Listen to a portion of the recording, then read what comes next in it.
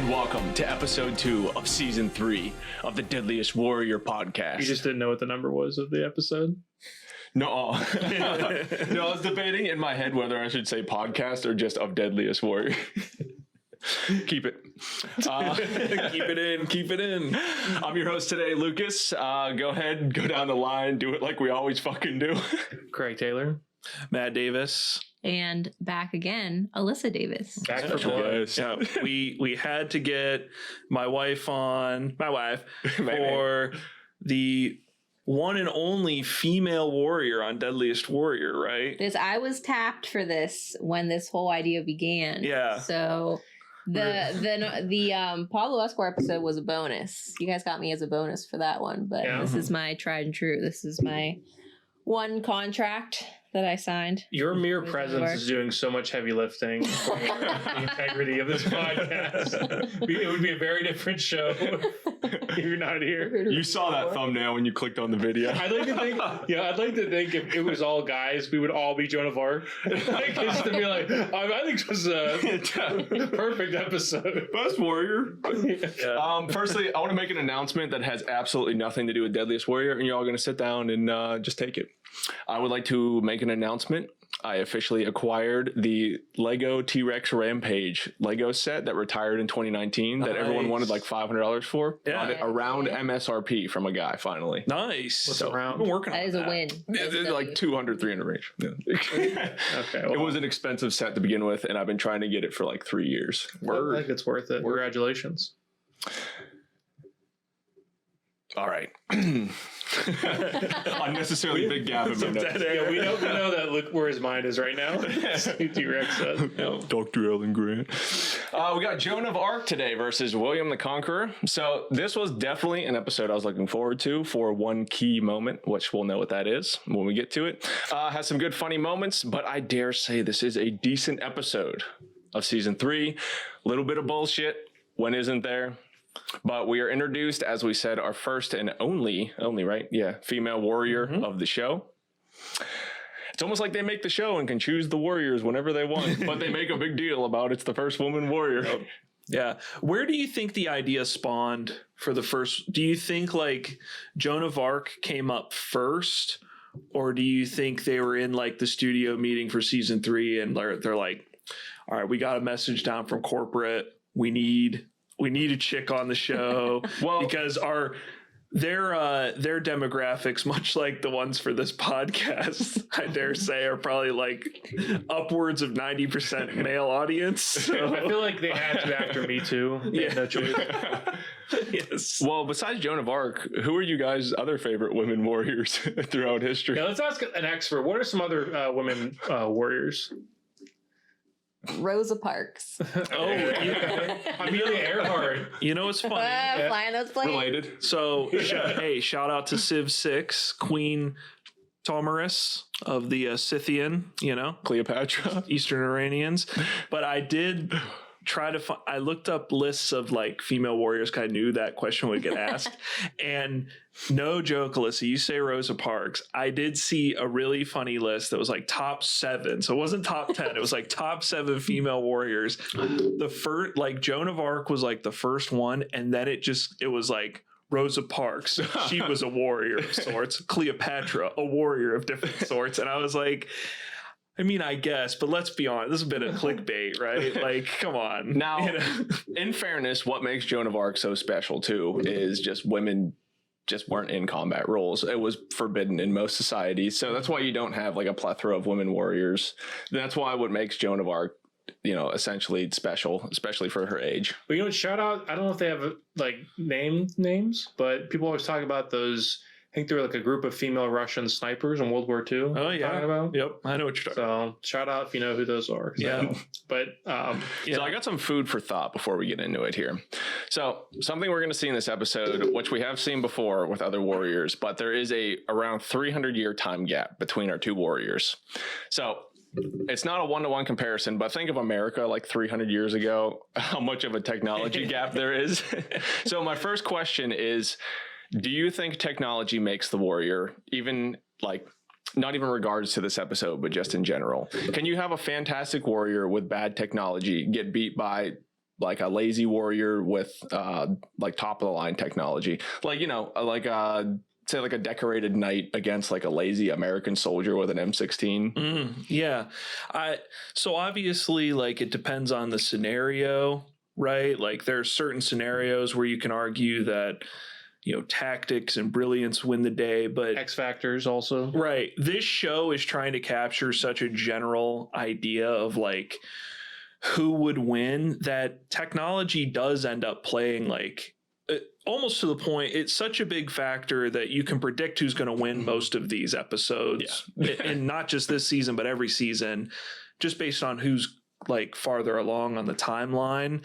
And I mean, while that does get a little boring and predictable, it also makes a lot of sense, because like as weapons advance, they're just, it's better. So do the warriors. Like it does make up for, I mean, a guy with an M16 versus like a medieval knight, like I just, it's such an advantage. Yeah, I'm saying like you have the American like soldier ranks, take the last guy in last place, like the most lazy soldier. Could he beat Leonidas just because he has a gun?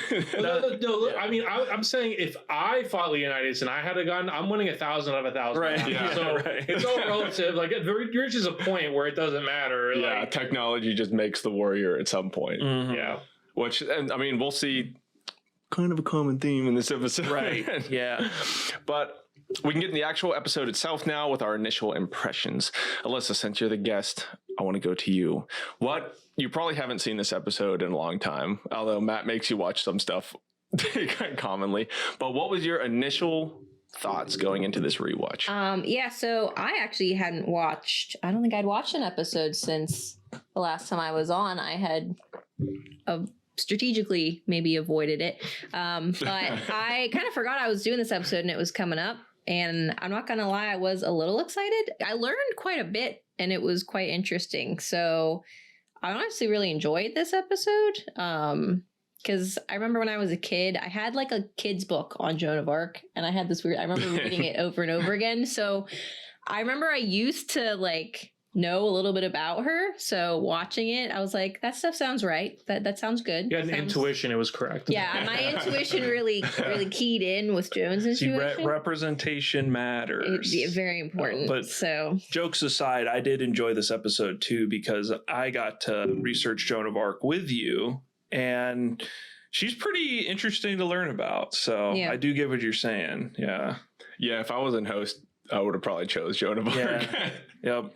You know, because I play as the girl character in every game. That's kind of the thing. William the Conqueror is like a cool figure of history, but this is debatable. I guess this is subjective, but I just get this sense that like Joan of Arc's got more swag. I feel like got the Riz. Yeah, that's my announcement. I just learned what Riz meant today. Yeah, Will's lacking on the Riz department. So going back to school at like 27 has some advantages. You learn the lingo, the lingo of today's youth.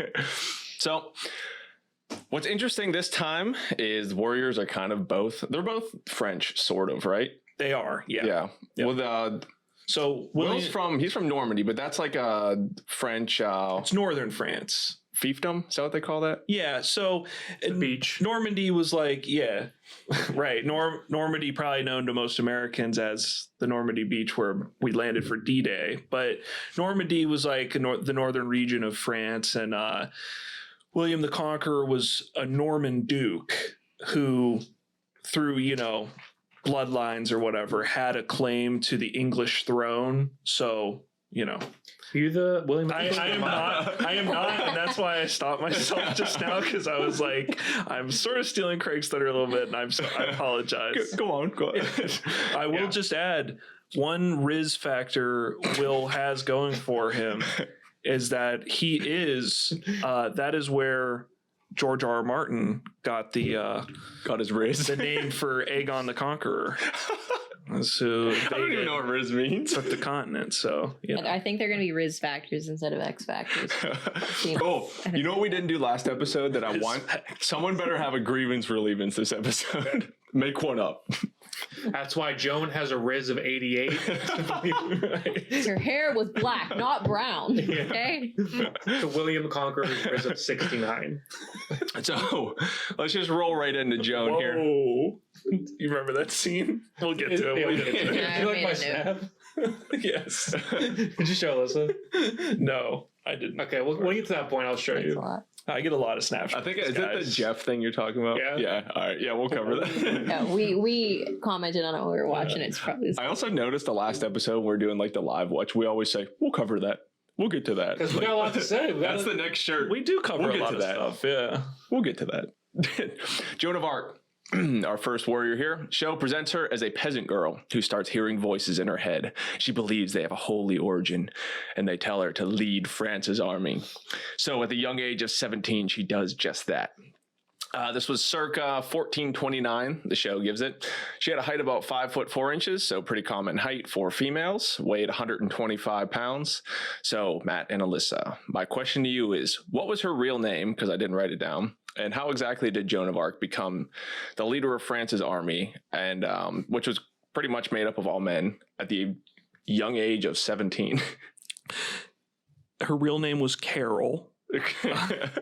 If I may, before I get into it, I do have to do my Joan of Arc, the teenage French fighter whose battlefield heroics defeated the English army and ended the 100 Years' War. I guess we can start off. Why don't you take it away, Alyssa, talking about Joan? Yeah, so that is her name, actually. We did look that up, and because we weren't sure if Arc was actually her. Obviously, I believe how it's spelled and how a lot of people spell it, that's not actually how it was spelled. It was a French spelling. It's like Jeanne. Shit, I did write it down. It's their version of Joan, I think. Jean d'Arc. Yeah, Jehanne d'Arc Yeah. is how I wrote it down. And then there's like speculation that her last name could have been Tark, Right. Romy, or like Vuthon. So it's a little misleading in English because when you hear Joan of Arc, it sounds like she comes from a place called That's Arc, what I figured. right? Like Lucas of Rorikstead, but it's sort of like a product of the translation of arc, meaning like, and in French it would just be D' arc. And it's basically saying like that's her father. So it's like functioning as her surname because it's like Joan of, Arc or whatever the guy's name was. But that's where it's coming from. And she famously never married. Mm-hmm. The maid of Orleans. So, they got it pretty much correct in the show. So, born in 1412 to Jacques and Isabelle d'Arc in, I think it's Domremy, France? Yeah, Do Re I'm going to Mi. butcher. I never talk No, French. it's so Do Re Mi. I'm not kidding. That's how it's said. someone can fact check. Right. I questioned it too, but I'm not fucking with you. So I believe she was around 13 when she started hearing the voices or revelations from God, and she said that they were from 3 different saints. I believe it was Saint Michael, Saint Catherine, and Saint Margaret. So some people speculate that, the certain saints are related in some way to her. There's a reason why she heard those saints. Didn't really find much about that, but that's who she said was talking to her. I did laugh a little bit because it's the Archangel Michael, who is like the warrior archangel who's supposed to kill Satan. And I just thought, what season of Deadliest Warrior would we have Archangel Michael fighting somebody? I also like, hey, Michael, we need to pick a warrior for France. Who do you want? 17-year-old girl. Sorry, 13-year-old girl. Sure you don't want like one of these like big dudes over here like benching 450? Nah. So in 1429, like Lucas said, she went and she met with the Dauphine, again, French, apologies. Dauphine, I think? Charles. What's that name? I don't know that name. Essentially, the voices told her to go there to talk to him. She wanted to get him made king, and she was like, I need your army and I'm gonna fight and we're gonna win. So she somehow persuaded him, and got charge of the whole army and won. She did quite well. So the big one was the Battle of Orleans, which is the one that they talk about in the show. It's also the battle it's most fun to say. It is very fun to say. Orleans. She fought in a couple other ones, but that's the big one. That's the one they highlight. And then she was 17 whenever she did that. So Yeah, I'm feeling a little behind on my achievements. The But year 1420, yeah, but you lived longer than her, so true. the year 1429 is picked because that's the year she Yes. does the Battle of Orleans. Keep in mind, this was a different time period, and religion meant something a lot different to medieval Europe than it would mean to like the modern day. I mean, it's still very much church and state are together. It's integral to and ruling and it was sort of common to have religious women who believed who claimed to like hear God talk to them. So while I'm sure it was a little wild to hear her say that, it wouldn't be quite as crazy as like someone walking into like the Oval Office and saying like, God told me, you know what I mean? It wouldn't sound as wild as that. And Joan does come from a very religious family. Her mother, this was not something people did often back then, but I believe her mother made a pilgrimage to the Vatican, like from France to the Vatican, which was not something women really did that often back. Where's Vatican City at? Is that Italy? It's in Italy. Okay. Yeah. So Sorry, off topic. yeah, I researched a little bit. Season 4. I researched a little bit about the 100 Years' War. Whenever you want to call on me for that. And I also did specific research about the Battle of Orleans, which we'll get to during Mac's touch table. He does his little touch breakdown. table segment. Yeah. You know, yeah. Yeah, we'll save that. And if you have anything on Hastings, we'll just save that for the little touch table segment. Mm-hmm. But I just wanted to close out by saying, obviously, I think one of the big things everyone knows about her was she was burned at stake at 19. So again, I did live longer, but I gotta work on my achievements. Didn't they do something where they like took her heart or like her head and like displayed it somewhere? I didn't hear about that. There was a lot because of her hearing voices from God and all of the religion it being so integral to her character and what motivated her and everything, and everybody knew that. There was a thing like, so the English tried her and essentially condemned her as a witch, and also because she wore like men's clothes, and Yes. you know, it was very different back then. But so all of her stuff and like anything related to her, they tried to destroy because they didn't want people to essentially make them these like symbols, like start cults. Didn't want her to become a martyr, and then Yes. she became a martyr. Yes, exactly. Yeah. So, but the unique thing about her, so there's a lot of stuff that we do know, but then there's a lot of stuff we don't, because she's unique in that all the way back in that time, there's not a lot of records of people's lives like as fully as hers because of her trial. Like everything was recorded. So they went through her life and like all the stuff she did. But there's a part of it that's like kind of unreliable because the people that were trying her, like obviously were not her friends. So there was probably some fabrication. Some of the officials are probably corrupt. Like they might have changed things. She might have not told the truth about stuff to protect France. So it's interesting. Yeah. She was a beloved figure among the French people. Patron and, saint. Yeah, she eventually was captured by a faction within France that was working with the English and given over to the English for trial. And you know, everybody was Catholic still, but of course you've got the English who have been quite embarrassed by this young lady. She's really turned the tide of the war against them. And so, yeah, she's ultimately tried for heresy and cross-dressing, like you were saying, Alyssa. Mm-hmm. But the reason she cross-dressed was because she had to live among the men and lead them into battle. So she dressed like a man, and It's you know, probably to be taken seriously. Yeah, that I don't and just think- convenience of like. I don't the think clothes wearing that are armor available. quote dressing like a man. Yeah. This is something you gotta fucking Well, do. imagine having like a big bouncy skirt and you gotta like ride on a horse like with old pants and stuff. It just is. And like a corset and Yeah. Their hairstyles were impeccable. Right. I'd say. The bowl cut all around. It's that like monk hairstyle. I was thinking about getting that. I need a haircut. Yeah. Live on the pod. I know. So the new thing that I just want to start doing this, I know you said that you researched it a little bit as well too, so I'll give you a chance to speak, but I want to go into my medical notes on Joan of Arc. So they're pretty interesting regarding her. There is some modern doctors that have diagnosed Joan with possible disorders that led to her hearing voices. One of the first diagnoses was she had a form of schizophrenia.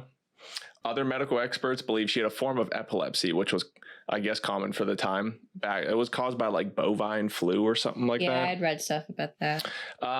Backed up by the fact that many of her voices were triggered by church bells. This could indicate a type of reflex epilepsy. A recent reanalysis of her own testimony led medical experts to believe she had an autosomal dominant lateral temporal epilepsy or idiopathic partial epilepsy with auditory features. I knew it.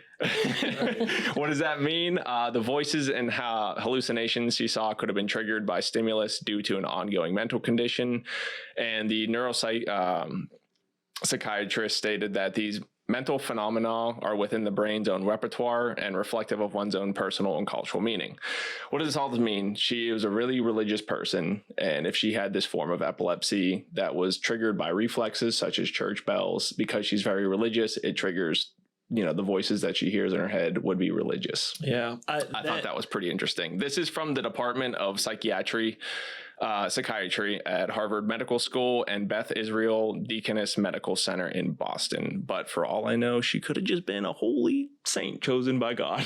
Well, so that's not the first time I've heard the like epilepsy thing is not regarding Joan. That's actually a popular theory about Jesus Christ and a lot of religious figures of history, because what we do know is in modern day, a certain type of epilepsy can cause people to hallucinate like visions of divinity. And so I think people go and they prescribe that to historical figures who claim to have seen it. I have a different theory about Joan myself, but Alyssa, you did the research on like the mental illness part, the bipolar that Dorian brings up, and I'm sure the epilepsy thing. So I do love that medical term that I put in there. I was like reading that and it's like 15 like hard words in a row. I'm like, what does this mean? Yeah, because I thought that was interesting, and Matt and I talked, and we discussed our theories when we were watching it, and they say bipolar disorder. I am not a psychiatrist. I don't know much official medicine. That didn't seem correct to me. I mean, obviously, I feel like the first thing most people go towards is schizophrenia when you say that you hear voices. Yeah. But yeah, I had seen a couple other diagnoses that people had thrown around. Epilepsy was one. Migraines. Tuberculosis was one that kept coming up, which I thought was interesting. It didn't seem to go with the other ones. Also, I think they've debunked a lot of these scholars over the years and going back and forth. But I feel like you can speculate, and like Matt said, like, or you said that she might have just been really religious and maybe she did hear voices. But like, it's hard because to diagnose someone, especially with all the stuff we know now about mental illness, I just don't think like there's enough. Oh no. Evidence. Yeah. I mean, like you can speculate, but I feel like there was probably something going on. It would make sense, but I mean, I don't think anyone knows for sure. And there's just not enough evidence.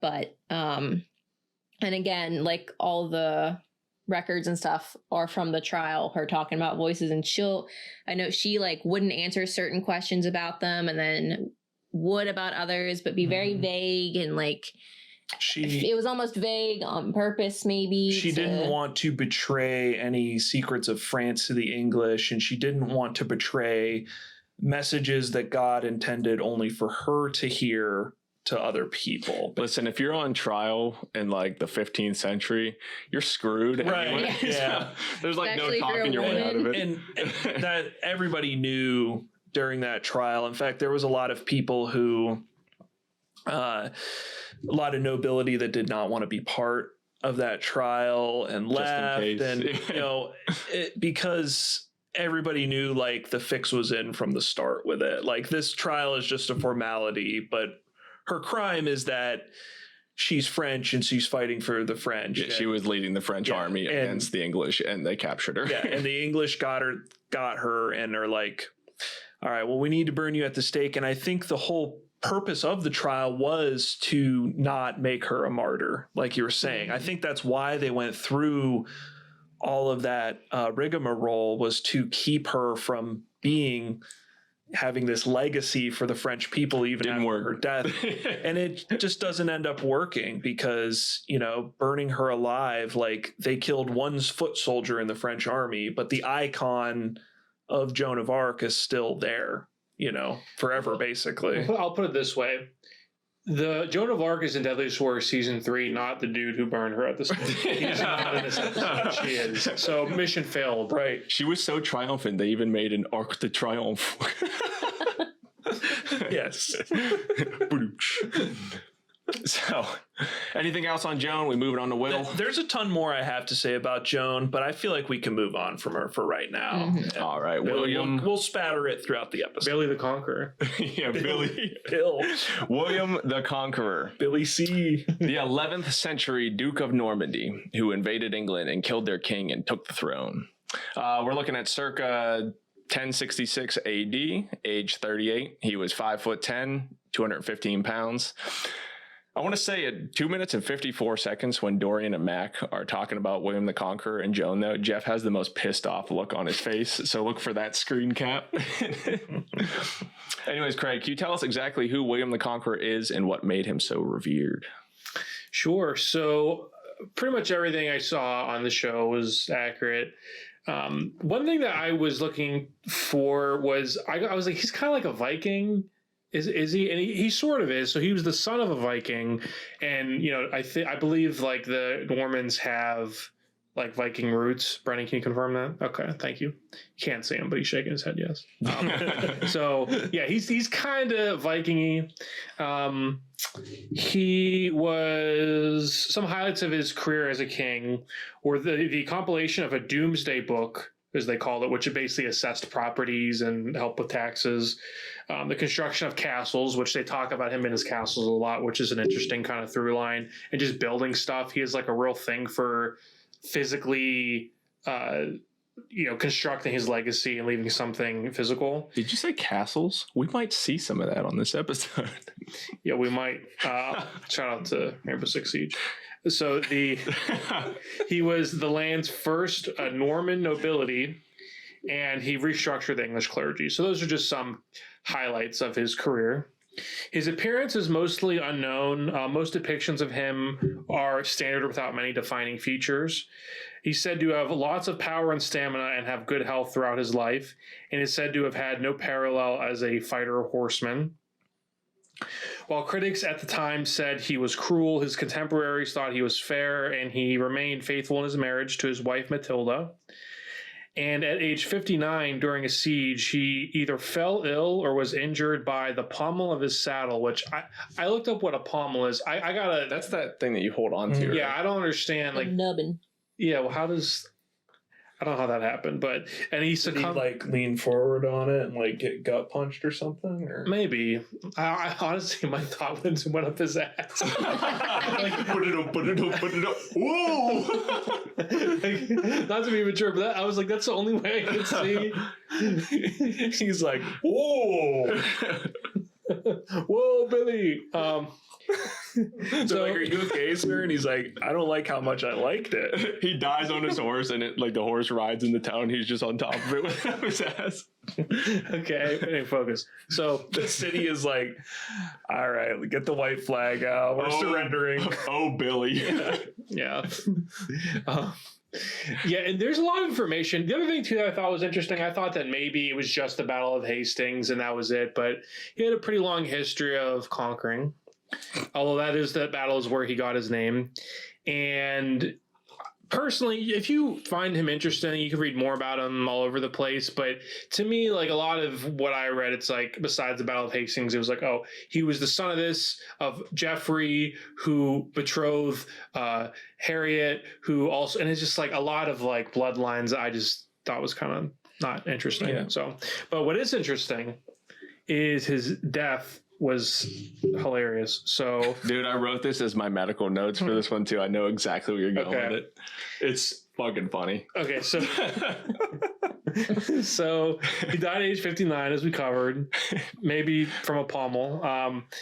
Upon death, among giving his land and titles to his family, he also gave money to the church and the poor and released all of his prisoners. Nice guy. That's not the funny part. Yeah. So first, he had a very tumultuous funeral. First, it was interrupted by a man who was pissed off that the church was built on land stolen from his family, which was later shown to be correct. But could you imagine? It's like Barack Obama's funeral, and some dude's like, "Hey, stop! I got something to say. You guys been ignoring my calls and my emails. We got to settle this." Like, I guess they paused. They're like, "All right, let's handle this." Like, I thought that was funny. But then the coup de grace quote. This is a quote from, I think, his Wikipedia page. A further indignity occurred when the corpse was lowered into the tomb. The corpse was too large for the space, and when attendants forced the body into the tomb, it burst, spreading a disgusting odor throughout the church. Body exploded. At first, I was like, did they? Can you, so I'm picturing like the scenario where you're just like the worker guy that had to dig the grave, and like whether it's the same guy that had to put the body in there or not, we don't know. But regardless, like you're trying to get the king's body in there, and like a bunch of people are weeping, and you're like, dude, what are you doing? Get it in there. It's not going in. And it's like, well, get this. So you're just trying to show I'm not digging this anymore. I clock out at 5, and then it explodes, and it's like, oh, It's up to code. It's standard size. yeah. What happened? They used a stone coffin that was too small for him, but it was all they had available. And when the pommel hit his stomach, his intestine burst. So it started like a bacteria infection that produced gas in his body. So, there was a little bit of time before he was actually buried. So there was a buildup of gas in his stomach. So when they pushed on go there, it exploded all over everyone. one epic fart. Yeah. The death Last part. ride. Nice. Yeah. Oh, that was my medical notes also. Legend. William the Farter. William the Flatulent. Yeah. Interesting enough, you could buy a 1937 medical studies published just about William the Conqueror, but you had to pay like $50 for access to it. And I was You like, did it? No. And the only thing I had about his death is that his grave had been disturbed several times and during the French Wars of Religion, which I definitely did not just learn about. And his bones were scattered minus his femur. And it was also... I was about to lean in and be like, and it was all bloody Irishmen every time. No, it was, I guess people were, with the religion. And then they just like threw his bones around. So... Whatever, man. Yeah, if any, I know there's going to be one person out there that knows about the war of religion. Please educate me. Give me a YouTube comment about what the hell this was, because I'm curious. But Yeah, I believe that Doomsday Book, Craig, was the first census of England, right? yeah, I mean, Like, it was like the first of its kind to like assess taxes. So when you're filing your taxes, you can curse William the Conqueror. yeah, thanks, William. Yeah. Rip out a big fart for him. That is really funny. All right. It's just dead serious at the funeral. Everyone's Oh, I feel like where it was, it probably was some good acoustics too. So it might have had that little echo afterwards. Oh, Those man. church acoustics. All right, of course, we have to address the 800-pound gorilla in the room. They say that. Yeah, I think Dorian says it, that men and women tackle situations differently. Men use power and testosterone, while women use cunning and intuition. Now, not insensitive at all, but just straight up, do you guys think this is a good matchup? Ooh. I can tell you, I think, where the matchup came from, and that's because the 100 Years' War has its origins in William the Conqueror's invasion of England. Like, that's basically where it starts. So he started with Joan. Finished. Basically finished. So I think that's where they were going with it, you know, and they're both like French and they're both medieval.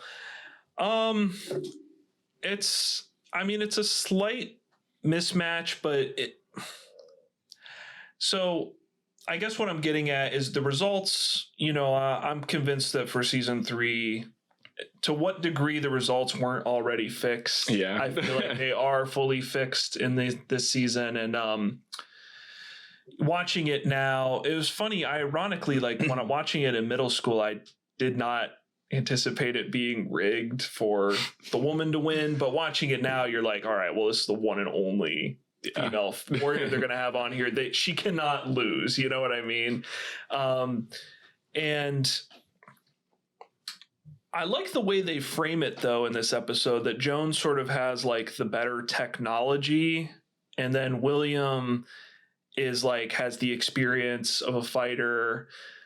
I guess to answer your question, Lucas, because this is something they touch on throughout the episode and in the aftermath, there's this idea that like Joan is like a tiny little girl and William's like a big dude, and so he could just like chop her in half or whatever. Yeah, my question almost is like the phrasing of this show where it's kind of like supposedly, you know, it's 5-on-5, but a 1-on-1 fight where they're not leading big armies against each other. If it's a 1-on-1 fight, it's not a fair fight, really. Yeah. Even with Joan's superior armor, I mean, it just, you know, in modern day fighting, Dorian brings it up, like MMA and boxing, like they separate super athletes by weight class, and there's a reason for that. But in a fight like who wins 5-on-5, I mean, I've criticized that a lot in the past as just being kind of arbitrary, and it is, but for a 5-on-5, I think it's a decent matchup. I mean,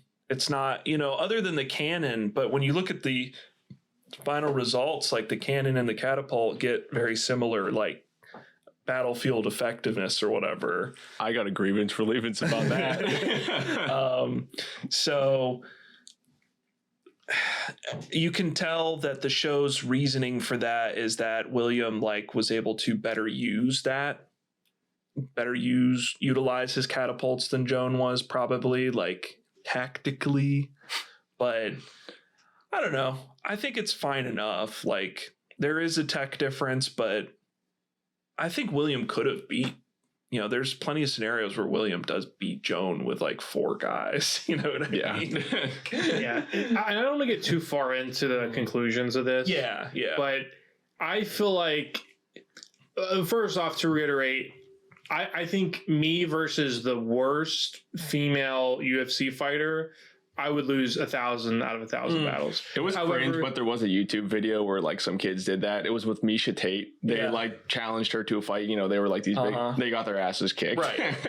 Yeah. So I think that it's not just like, because he's a man, but William was very heavily revered, and she's like a 17-year-old girl. Mm-hmm. I think I don't know how much better her fighting prowess could have been to warrant a victory.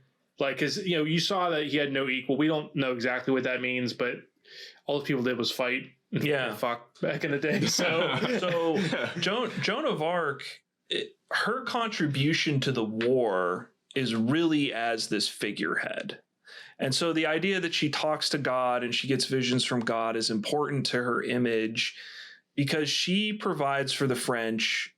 What she provides is a morale boost. And, you know, you'll see it in how she handles the Battle of Orleans, in that it's basically, it has nothing to do with strategy. It really just has to do with she raises people's spirits within the city, and then she gets the guys geared up enough to go fight. Oh, like, I mean, hell yeah. If you thought you had the maid that, like, you know, God was talking to, you're like, there's no way we can lose. From the prophecy that they've waited for. When we get into that battle, it's actually kind of epic what happens. But I see her as just someone who, she provided that kick in the nuts to, like, the French to, like, get them thinking like we can actually win this war. Oh, my baguettes. Yeah, because she comes into the war at a point where the English are at their height, and the writing is on the wall. Like the French soldiers, the French nobles, they're all like, we're gonna lose. Like it's just a matter of time. And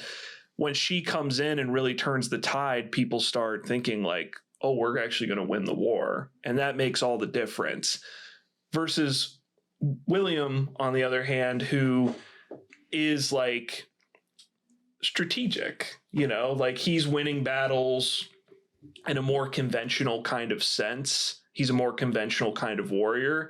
The only thing I will add is that the people Joan was fighting were all guys like William the Conqueror, not as decorated, but guys like William the Conqueror who are like rich aristocrats that have been training, fighting from birth. They're all probably better fighters than her.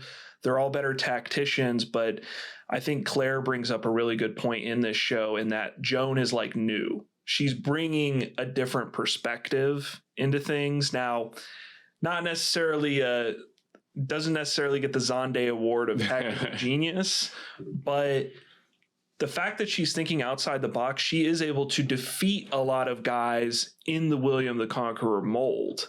What about the dude she goes to and he's like, yeah, you could take over the army? Is he a tactical genius? No. What a Hail Mary, half court shot. The Dauphin, completely very incompetent guy. And I think one of the reasons Joan actually gets... I think he's part of the reason that Joan ends up in the position that she does, because a lot of people, the French he gets crowned king or whatever, and Joan is like, oh, you are my king and I fight for you. But now you've got a whole country that respects and reveres Joan of Arc, and none of them respect and revere this Dauphin guy who they saw as like, a weak, incompetent leader that was going to lose the war before this. He threw that Hail Mary pass, right? I mean, she shows up, and that's one of the things. It's like, did she actually talk to God? Did she know some kind of secret that the Dauphin only would know? Or was their secret meeting basically her being like, what have you got to lose? Just give me the army. If we win, and if we lose, you can blame me that I'm a little girl. But if we win, hey. So I don't know, if he would have given her power and then they lost immediately, he would have looked pretty dumb. Oh yeah, I don't know, but he could have thrown her under the bus. Yeah, can you believe that chick? So we do have some crazy tests in store, and as Jeff says, this will be the first time on Deadliest Warrior our tests will be simulating a castle siege for some reason. That leads immediately to the question of how does that affect the sim? Right, the sim. They do talk about that on the aftermath. Yes, we'll get to that. How is this castle siege data being used? Are they taking turns sieging a castle? They talk about it on the aftermath. I never watched that, so I'm interested to hear Dorian's answer is what's that meme? Is it Michael Irvin? The finger licking good. Yeah. You don't have to worry about any of those questions though, because all of them will be answered by former Green Beret wearer Robert Daly.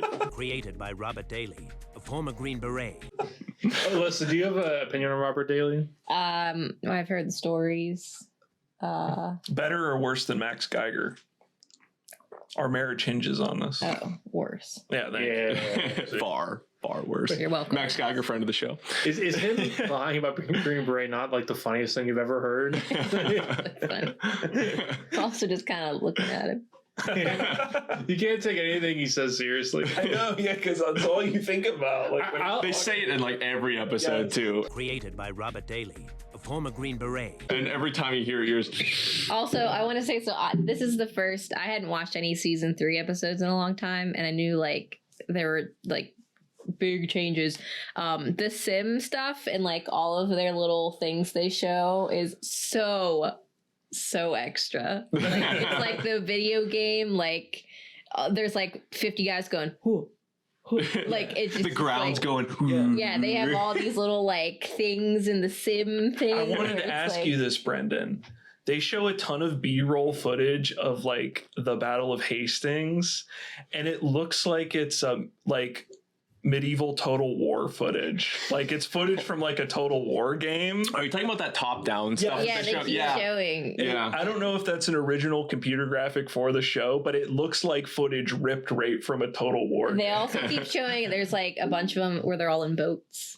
And it's the same kind of like potato footage. They're like just floating there. The LL Main, I gotta give him a shout out. He made an interesting comment. I gotta keep an eye out. He said that Robert Daly says, "Oh, absolutely!" Like every single episode. So, Yo, absolutely count. Fake it till you make it. Of course. So That's what he said during the interview too. You a Green Beret? Oh, absolutely. They were like, "Did you wear a Green Beret while you were in the military?" Oh, absolutely. Did you wear a Green Beret? Oh yeah, absolutely. He's like, I may have gone a little far in a few places. The fans have been coming up big with some season 3 trivia. I've got someone with a movie recommendation for Gurkhas. Like it's, dude, we got I will be watching that. We got like the coolest like little community here. We do. And I do have a movie for Joan of Arc. I watched it today. Don't tell my man. Was it Joan of Arc? So it's Joan of Arc from the year 1948. And Ingrid Bergman plays Joan of Arc. She's in a ton of films from that era.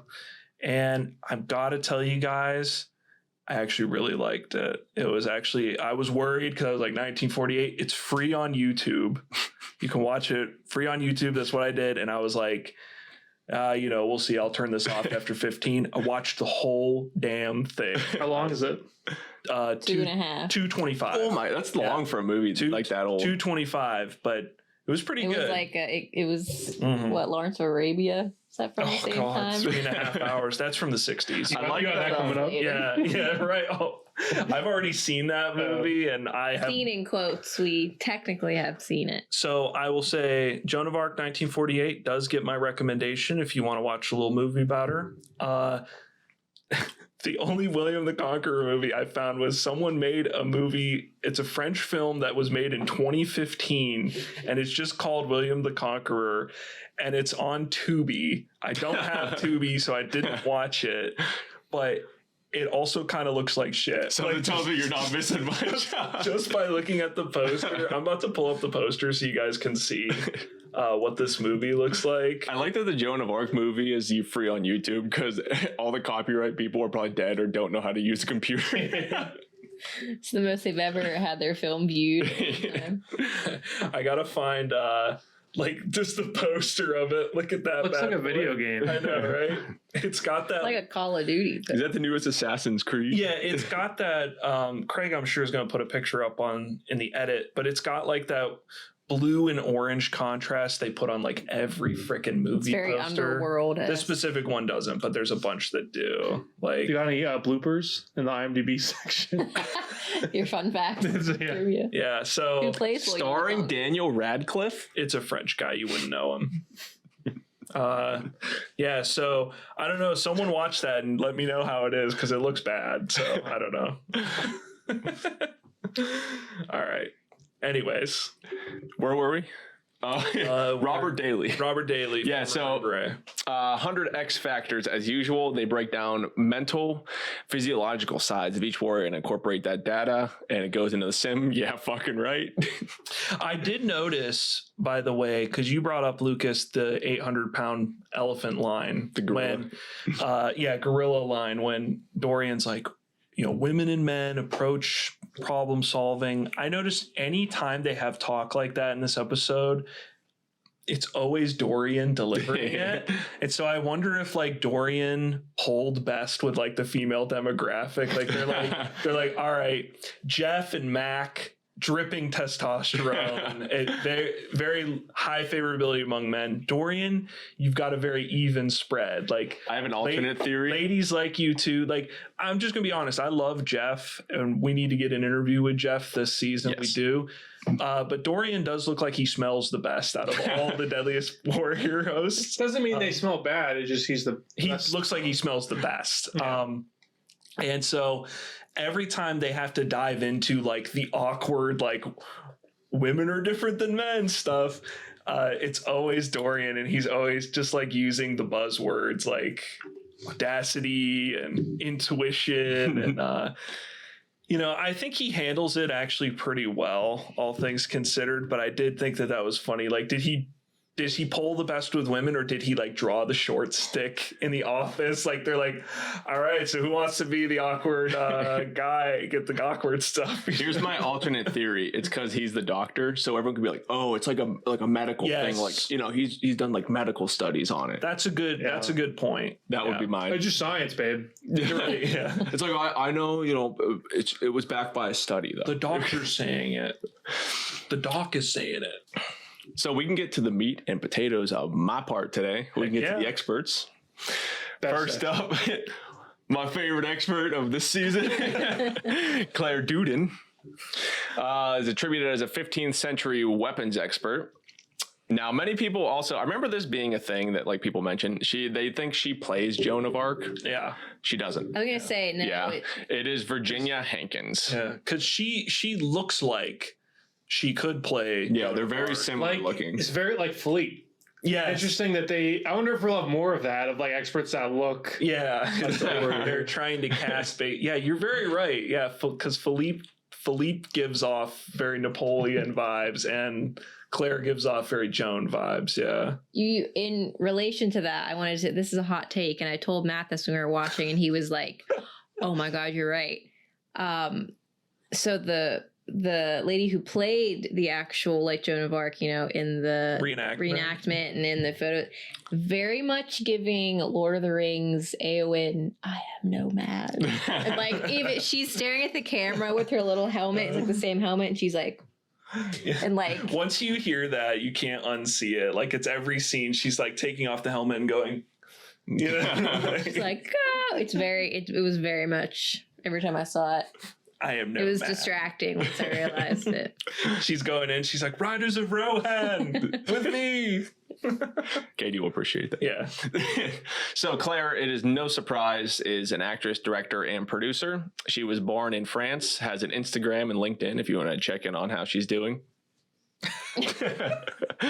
She's been in a lot of stuff I haven't really heard of. I think it's a lot of French children's shows and a bunch of like, I don't know if they're like big in France or whatever, but they look like knockoff movies to me. That's what I saw too. It was like a lot of kids. Yeah, there was one called Guardians of Justice that looked like a Justice League and Guardians of the Galaxy. Fake movies that like Bruce Willis stars in. Yeah. Bruce Willis. A bunch of action movies, never heard of. She might have narrated a couple audiobooks. Nothing too spicy though. The expert, there's nothing really too spicy with the experts on this episode. Now you got to give us my favorite expert. Man, am I glad I got to be host for this episode for this one moment. Our next expert is Timothy Pickles. Mr. Pickles. He was born in Yorkshire, England. He has been an actor for a pretty long time, since at least 92 or 85. It looked like he had a couple credits for back then when he was in The Last of the Mohicans. Oh, cool. Shout out. He's been in Django Unchained, Dawn of the Planet of the Apes. Django Unchained. What is it? Is it just Django? Django. It's not delivery, it's Django. Was it? I don't think I've ever seen that movie, honestly. Was it the old movie or was it the Quentin? Pretty sure it was the Quentin Tarantino. Okay. He was probably like a background role or something. Yeah, it's like in the saloon. In Django. Yeah, Christoph Waltz like blows his head off, Cool. He seems to be in a lot of historical movies about like battles, but it says he's a military historian. Is that true? He was historical advisor for different programs on A&E and the History Channel, so he might have some qualifications. I couldn't specifically find anything that's like, oh, he went to college for for Joan of Arc. Yeah, for history. He's like a history buff. Yeah. He owned a company called History Military Productions since 1985. Unfortunately, April 3rd, 2020, he passed away at the age of 66. I'm not sure why. Mr. We don't know what it was from. Dude. Yeah, he did pass away, though. Oh, my God. We lose our best and our brightest. Yeah. Always. We lost our first expert that we lost was Johnny Lufrado. Yep. And now Tim Pickle. Yeah, both of them are chopping Both up with Joan of saints. Arc right now, splitting a nice dill. Yep. So he survived by Dill. Yeah. Survived by Tommy and Dill. I read over his obituary. It was, nice. He was described as just being very upbeat and able to like brighten the room. So, Hey, Tim Pickles, he was Shout good out on the Timmy. show. yeah. Rest in power, Tim. Big Tim. Big pick. So we're going to move on the experts for William the Conqueror. First, we have Jason McNeil, described as medieval combat specialist. He kind of gives me that like, oh yeah, well I got a better story than you vibe. Like this, like, you tell a story and there's that guy who has to one up your story every time. Is he the blonde hair one? Yeah. Yeah, Like the long okay. one. Okay, Yeah. yeah. He's the one who does like all the tests. So here's the thing. He Gives me Targaryen vibes. Is he an actor? Because I feel like he is playing a role a little bit. Yes. yeah, I wonder if He's he's taking like the buying fall. into it. Yeah, he definitely plays the bad guy in like the show and the aftermath. He's like an adult Draco Malfoy. I feel like he broke in the aftermath a little bit though. 'cause Yeah. he did a couple things. You're like, no, I definitely like give it to the. Am I the Yeah. one that doesn't watch the aftermath anymore? Yeah. Well, I only watched it because I was out. she there was with here. Well, I am the aftermath king, Yeah. so no one can take that. And from me. I will say in Jason's favor though, in the you don't really see it in the show, but in the aftermath, he's got the hair down. He has some luscious hair, some beautiful looking hair. So shout out Jason. That's the Targaryen blood. It is, yeah. It's his dragon gene. his dragon gene. You like dragons? So, from what I could see, he looks like an actor, but not a very big actor. His IMDb profile doesn't even have a profile picture. So he's known for House of Manson, which I think was about Charles Manson, and Attack of the Unknown. Looks like there was a couple other B-rate action movies, but nothing like anyone would recognize. I will say it was hard to find his profile, though. I had to go to the Deadliest Warrior IMDb to even track him down. So Shout out to our internet warriors, our internet soldiers. curious enough, the only thing I could find on I him, think it was the actual IMDb, not like the wiki. Shout out to our internet soldiers. Just a shout out for whatever reason. Yeah. Shout out to just shout out. And shout out to the IMDb staff. Yeah, keep it up with lower grade actors. The weirdest thing about him that I could find, he has a $1.4 million net worth, so he's got to be doing something. Okay, like, behind listen, the scenes. listen. Right.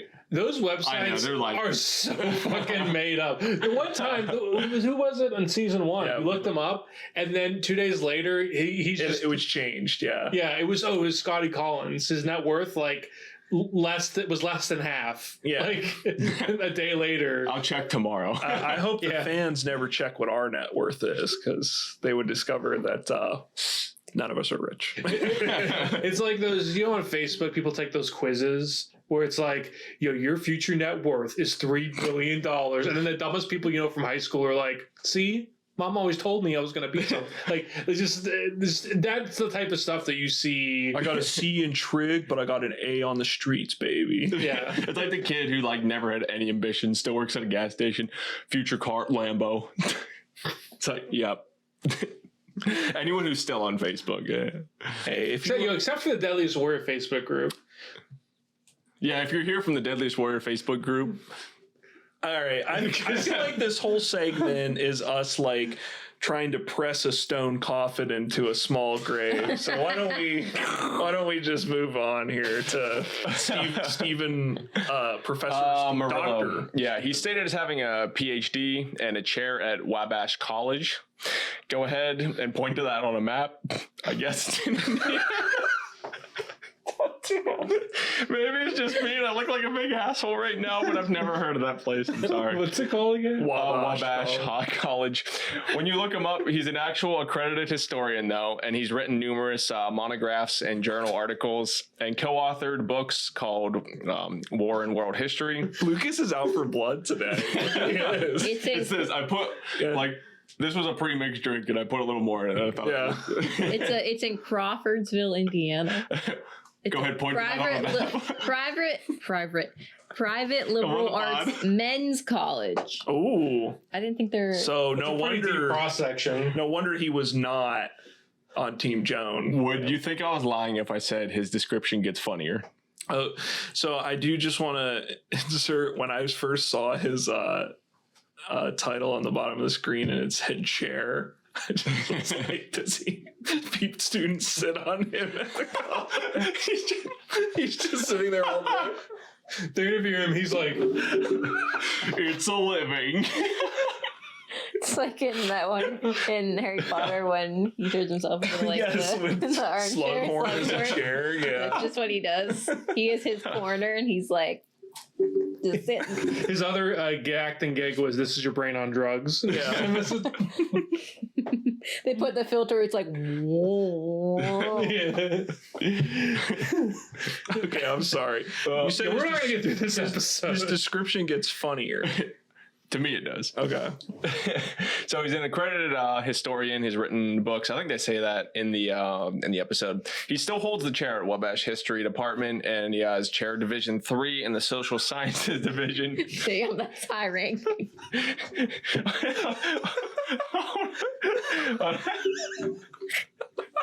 Come on the pod.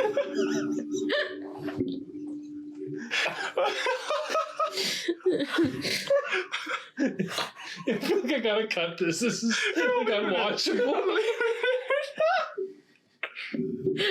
The dumbest joke. It wasn't even funny. Saying chair division 3. It's like there's like a whole award ceremony. They put it across the stage, but it's like you drag a chair on wood and it's like the chairman, supreme chairman is up there and he's got a mic and he's like, and now to present an honorable level 3 award would Dr. Timothy Pickles come to the stands. I remember when I was Oh my god. promoted to sofa at the ripe age of 35. All right. So on his He's teaching, just crying. I had like a tear run down my face. On his teaching profile on the school's website, it says that he made appearances on both History and Spike TV, which is kind of funny.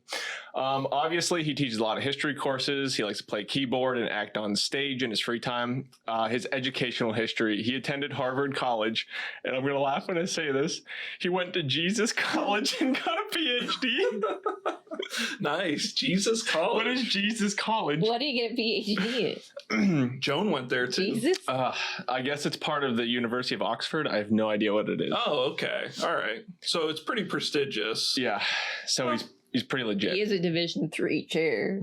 Oh, he also attended Harvard. I couldn't see that through the tears on my face. Dr. Murillo, shouts out, man. So my only assumption about him is he was probably disappointed with the lack of any real science on this show. He had the same experience as Dr. Wayne Lee, Yeah. where he's like, all right. He's a chair. Wayne Lee's like, all right, I got my PhD in military history. What do you want me to talk about? All right, so we want you to put nails in this cannon and shoot them at this dummy. Oh. Hey, I know we're not at the weapon segments yet, but I will say we do get some pigs in this episode. Armored. I did. Yes. Oh, love it. So the general show notes. So back to the main matchup we have at hand here. They refer to it now as the Battle of the Sexes. So get ready to hear that every 10 minutes in the show. So we're really Kelsey Bowl. The Kelsey Bowl, yep. we're really pushing the Battle of the Sexes and the Sieging Castles narrative.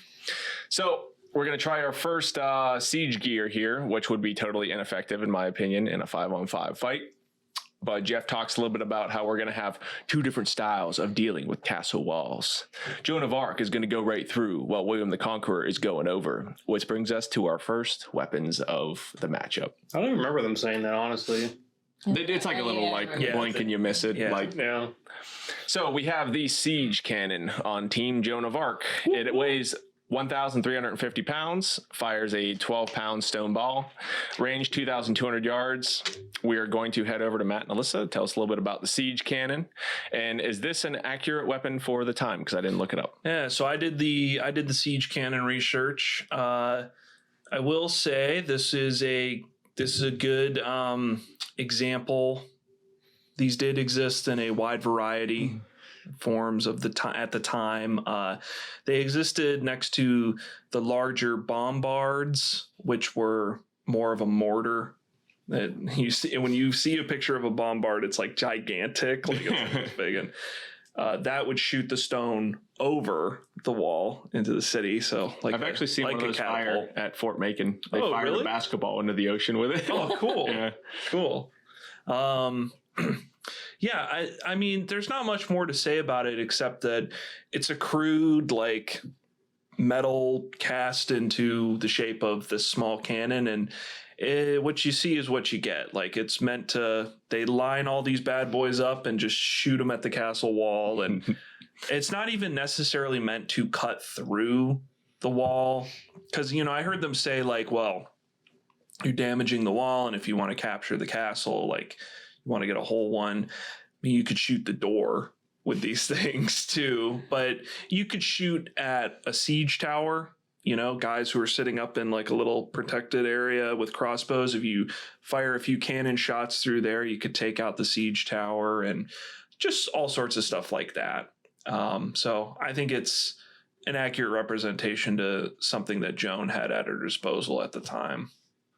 Seems solid. We're ready to get into the test for it? Yeah, hell yeah. I love the test. Yeah. Spoiler, this might be my favorite part of the episode. This test is a lot. So we get told that for the test, they're going to be firing at an accurate castle wall for the time period when you can blatantly see it's just made of cinder blocks. No, like mortar or anything in between. It's just cinder blocks and like shit thrown in between it. At least we get the return of the cannon experts, though, so we don't have experts trying to, just the regular experts trying to do it themselves. Yep, and I made a note of that just because I was so personally proud. How many episodes did we go through of the show where guys are like having to shoot an LMG, and it's like the first time they've ever shot a gun, and I'm just like, there's no shame in just getting some guy on here that's shot a gun before to like test this, you know? And I'm so happy they finally had to do it with like these cannons, because it's like, somebody could get seriously hurt, you know? The knowledge is a little better this season, and the safety is a little better this season. Yeah. So they're going to get, the Joan of Arc team is going to get 5 shots to do as much damage as possible. And don't forget, they're being timed. So we kick off the test by lighting a 20-minute fuse that burns slowish. They cut off like 15 feet of fuse, which I guess is also, in the name of safety. They obviously had to do the time, like the 3, 2, 1 post, because there's no way they could time it out. They're sitting there like, okay, 3, no, 3. Like there's no way. 3, Jeff, 3, 3, 2, 1. 3, 2. There was a lot of that in this episode where like, I'm like, some of this stuff that did not happen on the first take. Like some of the hits they have for some of the especially the catapult section is like so heavily edited. There's never any continuity in the shots. We're just blatantly aware of that. We have it, one of the rules of Deadliest Warrior, that if you do not see a total shot of exit to enter target, it's fake. Yeah. You need to have complete visual to trust it's how it happened. So, but I will say it is a fun segment, though. Yeah. I'll be level with you. That thing goes off with a hell of a bang. That would get like anyone excited. It literally like blows away the safety things over the course of the test. So first shot blows hole into the wall. Second and third shot also like blow holes into the wall. And then the money they shot. bring out the gel torso, not yet, to represent an unarmored warrior to test the accuracy. And goddamn, that fourth shot just goes right to the right, just teasing everyone watching. And Dorian with the on the cuff improv saying, "Take that man to Vegas." I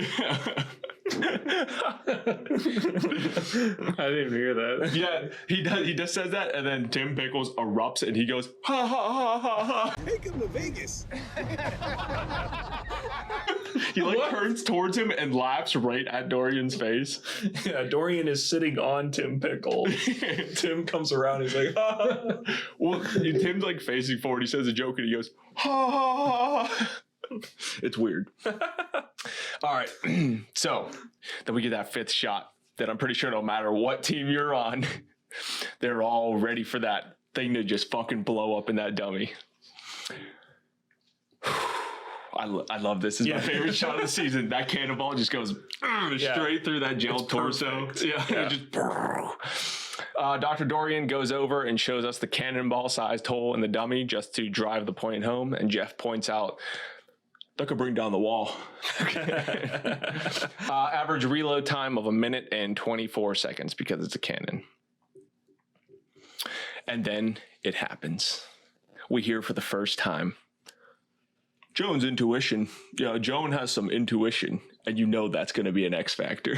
Isn't it like she has the intuition to where to shoot the cannon? Yeah, it was like to aim it. Essentially, was the like she's got intuition. She knows where to aim it. Yeah. I think Tim Pickles says it. Yeah, and then that's followed by an equally insufferable part where William's team comes up and they're like, "Listen here, little lady with your cannon." He's like, let me tell you the problem with your whole cannon thing. You're going to destroy the wall. William wants it intact. And I was just thinking, like, in my mind, like, catapults destroy stuff. They were used to shoot at walls 100%. And also, buddy, you can shoot the cannon at the door, goofball. Like, yeah, your iPad needs a special charger. My Toshiba Handybook can like use any charger. Right. A couple of things I noticed. They do that logistics argument. I don't know if that's what you were gonna bring up. I think I get to it in after the torsion catapult. Well, I may as well just say it now because I brought it up. But they bring up like how Jason's like, and you can use anything. You'll never run out of ammo. Yeah, I put it at the end of that. For this thing. The cannon needs specialized ammo. And Dorian's like, and that is logistics. And I was like, wrong, Dorian. That was last episode. We don't get his logistics on this one. It's one of the 100 X factors. You just don't see It's it. one of the 100, yeah. But also, Dorian, I remember pausing it and turning to Alyssa and being like, okay, so it gets the edge in logistics, but I was like, this is like saying like someone who has a slingshot that shoots rocks and like comparing it to like an AR-15 with like a 30 round magazine and being like, yeah, but he's going to run out of ammo. It's like, yeah, but after you're dead, I would rather have that. Yeah. One thing I noticed, and it's another kind of subtle thing, they have the cannon crew, and the Joan expert is there, and all I don't know if it's Claire or Timmy, but they just blow on the fuse, and that's their contribution. Like they light it, and he goes. And then like walks away. He just showed like they had some participation, which I thought was funny. And the other thing too is whenever they bring out the torso, Jeff yells, "Hit the gel!" So he's getting so like into it too. He's like representing all of us watching, where it's just like, come on, hit that gel, baby. He's like really. He has a lot of fun in this episode. We gotta get the money shot on this. That they did though. Yes. Yeah, absolutely. I like when they do the shot where you can see the wall through the torso. I like There's a cannonball size hole. That might be a death wound. So we transition over to the William team. We learned that William Conqueror, in a little short excerpt here, that he fought for nearly 50 years without being defeated. So we get then introduced to his siege weapon of choice. Definitely not because it's outdated technology. It is the torsion catapult. Weighs 700 pounds. The ordnance is wood, stone, disease corpses, or whatever you can find logistically. Range 100 to 150 yards. We learned that Dave Baker once again had to do a bunch of research and make the torsion catapult himself. He listed off some alternate names. I didn't write them down. He explains that it gets its name from the ropes that are like contorted, torsioned, whatever you want to call it, that provide the flinging. Yeah, the term torsion, if you type it like just into Google, autofill a bunch of stuff. Like it's just a way to describe the mechanism of like it's activated by a bunch of twisted ropes, basically. They do the flinging. Yeah. So, Craig, can you tell us a little bit about the torsion catapult? And my question, if you looked it up, did they really launch like disease corpses and pig heads that were like infected with diseases? Yeah, so that was one of my points of research. I didn't find anything. I assumed that they could or they would with like the plague, but nothing that was like he wasn't notorious for it for my research. The catapult itself, existed, at least the first known version of a catapult existed since the 4th century BC, and I believe China. And multiple cultures have their own form. Like they kind of came to the conclusion of making a torsion catapult. Some were influenced by others that are nearby. Like I think at some point Korea was influenced by China, but more like Greece and Rome, I think, developed some form of a torsion catapult completely independent. So, and it's a catapult, so that's about it. Did they come with wheels at all? The plague stuff, I just realized, because I think they talk about that in the aftermath too. But like logistically, you would also, if they're going to be flinging disease stuff, they have to acquire and carry that stuff around with them. So they're also at risk for catching the plague. So they could fling it, but they got to get it there. So I feel like it's they not have one designated guy who's like, and then he's the next one, and then they just they have one at a time. he falls over onto the thing and then launch him. Everybody stay back. Yeah. I'm coming through. They're all young and healthy, so they don't have to worry about the disease. So that's completely a non-factor. Yeah.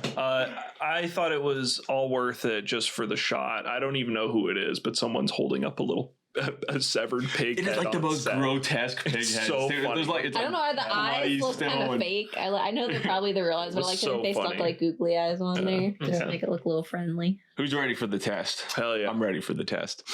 So I'm going to be level with you. After watching that cannon, it's going to be pretty hard to follow up with your oversized slingshot thing. I feel like it's one of those tests where you just already know who has the edge ahead of time, but I mean, what can you do? Okay, similar to the test before, they get 5 shots to get maximum damage. They've laid out a bunch of props. Looks like they have like people, cows, houses, stuff behind the wall, and they're 50 yards away. We do get that grotesque shot of the pig's head, which will be used as ammo. So we get our first shot here, and it is of a rock. Misses targets, it just kind of plops into the ground. We get the second shot, which is the pig's head, bubonic plague coming at you. Biological warfare, medieval style, which also just kind of plops into the ground. It's the exact same spot. Little underwhelming. They didn't move it at all. They were like, "Oh, we gotta adjust this a little bit for the next one." The third shot with a rock hits a dummy, and I just feel like this shot is staged. It's like a close up of the dummy, and someone just like chucked a rock at it. It's like, we can't hit. They're like, doesn't damage it either. It just like knocks it off the pole. They're like, "Oh, we got that one!" And there's like a little chip of foam that came off his shoulder. There's a lot of shots of like the cannon hitting the wall, and you can tell it's not edited. Like that did happen, and I feel like they did 5 shots with the cannon, and like they got lucky on that last shot hitting the ballistic gel. Like they had it figured out at that point.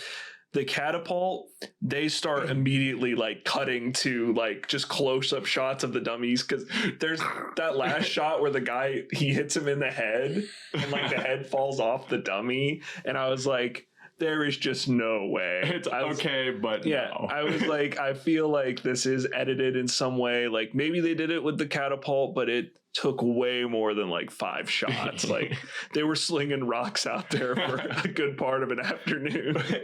Well, don't forget that 4th shot that goes through the roof of the hut. And then that 5th shot hits that guy like on the wall, like perfectly. Yeah.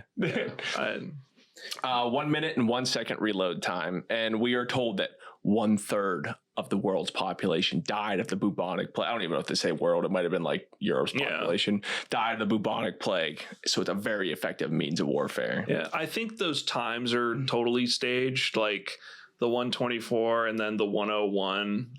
Just like I said, I feel like it's all edited. I mean, the cannon probably took nothing. The cannon probably took way longer than that for just each load. The only test you can kind of justify the time is like the crossbow test, which will be coming up. But like the rest of the time is like kind of And I was also saying with the torsion catapult, like they're arguing about it being faster, but I was like, that is with, and it's good that they did this. Like they used like the electric winch to like pull back the arm, and they were saying like if we didn't have this we'd have to use like a team of horses, and I'm like there's no way that would have been faster. How can you even count the reload time if you're using an electronic winch to pull it back? That's just null and void at that point. That's what I was thinking. Like it's like you have a weapon that you cannot, like if one of your horses dies and you cannot operate your siege weapon. I'm seeing fatigue in the man. The horse. The horse. The horse is just like, no, thank you. You missed a. I just got that. You missed I think a dog whistle anti-gay joke. Oh, where like a homophobic joke. I think they're putting like about to launch the Pig's Head, and Mac, I think, says, "Let's put an end to the village people once and for all." And it's one of those things you have to take a couple leaps in logic, but it's something that your racist uncle would say, where you're like, that's probably what this means. Yeah, I don't know. I guess I gave it a pass, but I did notice that, and I did think for a minute. I was like, why would he say that other than like the village people are gay? Yeah. Just because you got Timothy be like, oh, there you go. There's so much. I don't know. I didn't know. Whatever. Yeah. And the other question I had, not to you guys, just for the sake of the argument, the god of the deadly. Yeah. How in Max Geyer's name is a pig's head carrying the bubonic plague factored into the sin? Can anybody explain that to me? Like, is it poison damage? I mean, Yeah, because it would have to be like, because you have to put it in video game logic. It's like when you get bit by a Rakghoul in KOTOR that you're playing, like you don't turn into one, but you get bit and it does like poison damage until you give yourself like antidote. Because if you're thinking about it, like they're fighting and you're assuming that these 5 people are fighting to the death every time. Like only, not all of them are walking. There's no away. retreat. Yeah. So even if someone catches the bubonic plague and dies like a couple weeks later, like that doesn't matter. No, the battle's over. Yeah. I like to Here, think I'll explain it in the same. Go ahead, Photoshop a green beret on my head real quick. Right. Actually. Oh, absolutely. I like to think that so the people that load the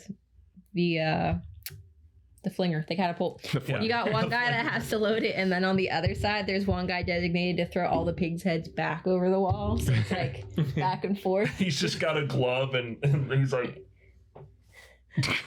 Let's go, pig guy. You got a pig over here, pig guy. Hits him in the head. That really hurt. Who does that? So Jason McNeil, bless his heart, immediately tries to argue a losing battle. Then both experts argue that repairs can be done in the field also. And you know what? He is just doing his job, because on the aftermath, he confesses that Jason confesses that he gives the edge to the cannon. Like there's no way to argue it. But you know what? You're on there as the William. I would have done the same. Oh, I do every week for my warrior. I'd have been looking for the most chump fuckery way to be like, well, all right, so hear me out. Well, I know what you're all thinking. Cannon's pretty cool, right? Wrong. So we go to I love this. They're like, let's see what gets the edge. We go to like cut over to like learn what the edge is, and they're all just standing around the computer watching the cannonball go through the dummy, like, ooh. Yeah. As if there was any secret of what gets the edge. Mac points out that the theme of the episode, again, the kind of technology replacing technology, that cannons are essentially what replace catapults. So no shocker that it wins. Yeah. Any objections? No, I didn't think so. I do not.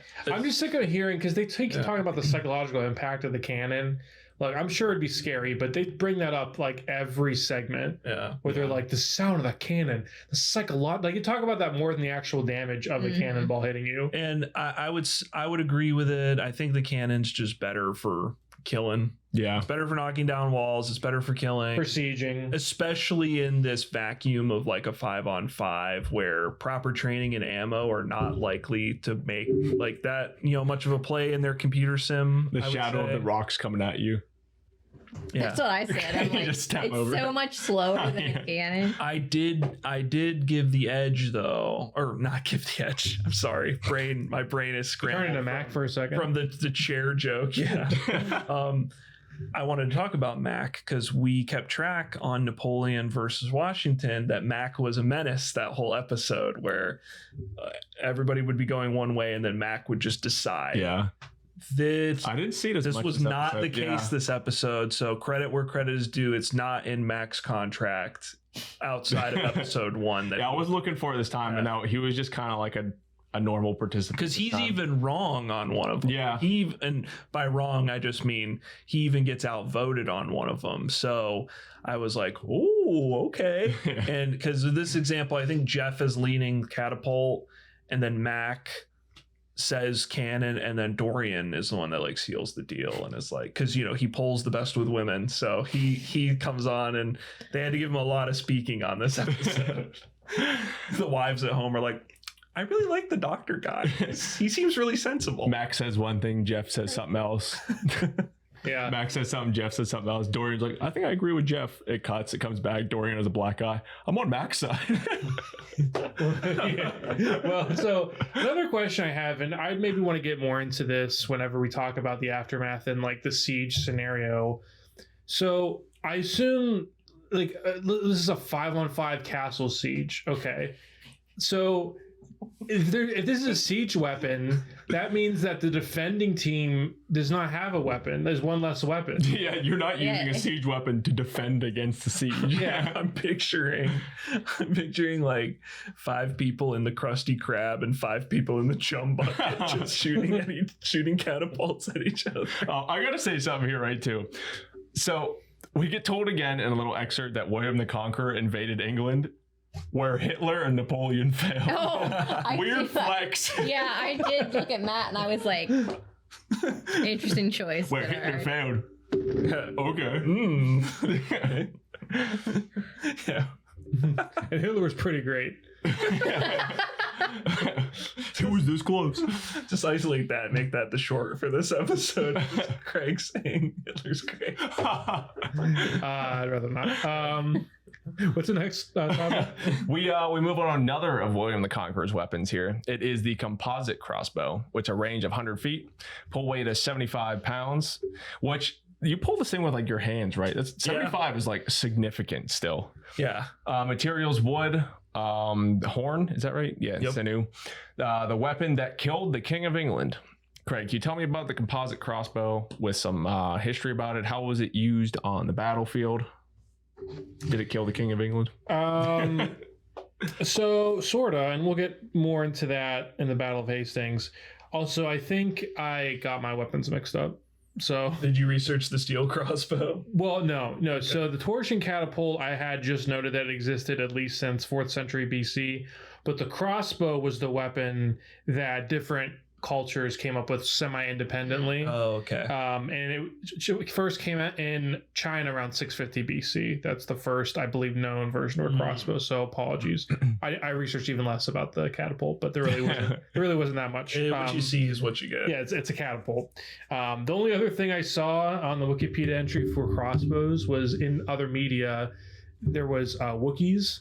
And then Tyrion Lannister, and then I think maybe one other one, but yeah, that's the only instances of a crossbow being used in media, so that was kind of cool.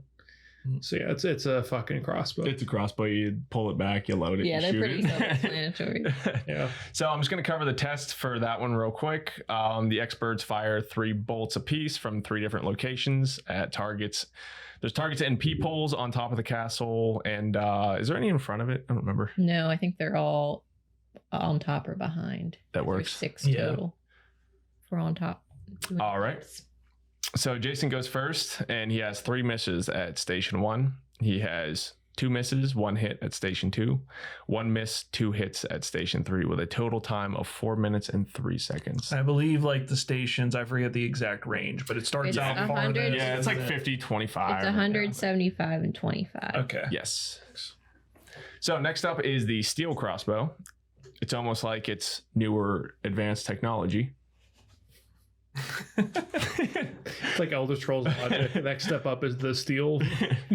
Range of 150 feet, pull weight of 400 pounds, materials steel and wood, and has to be reloaded with, I forget what it's called, but like the winch thing that you... Yeah, a little pulley. Yep. So Matt and Alyssa, whoever has it, can you tell me a little bit about steel crossbow and how many people would operate one of these? Is it like a one man or 2 team? So they just do 2 team for the show. 1 man can operate something like that. You would just attach it to the bottom. And yeah, it's pretty similar to the one we had with the knight, right? No.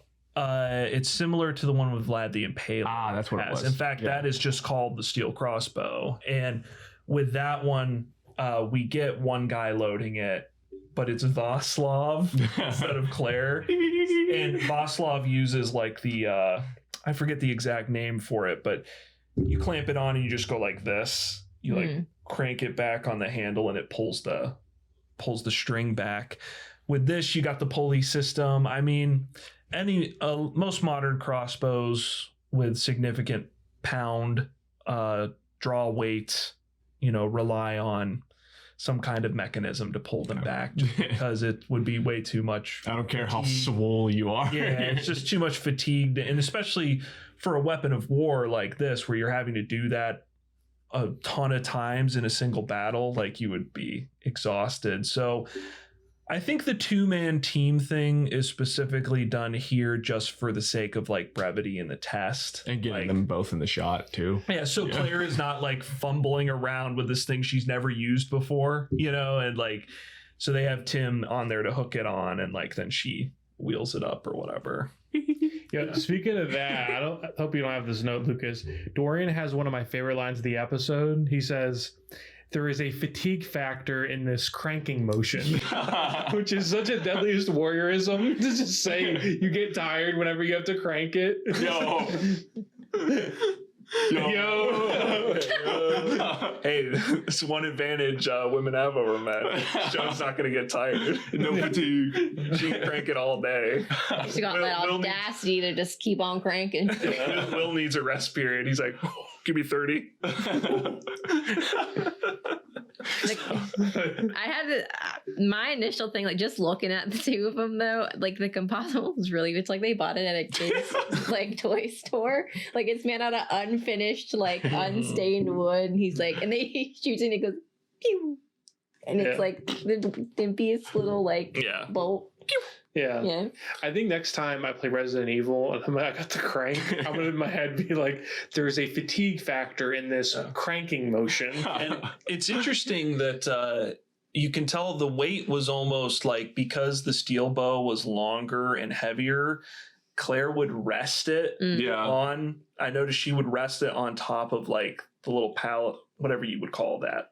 I almost called it a palisade, but I don't know what you'd call it. And wall.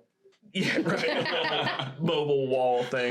And she'd shoot it. And I feel like, provided the whole thing isn't just edited ridiculously, which it could be, I feel like that would increase your accuracy probably versus Jason would just string it back and like freehand it.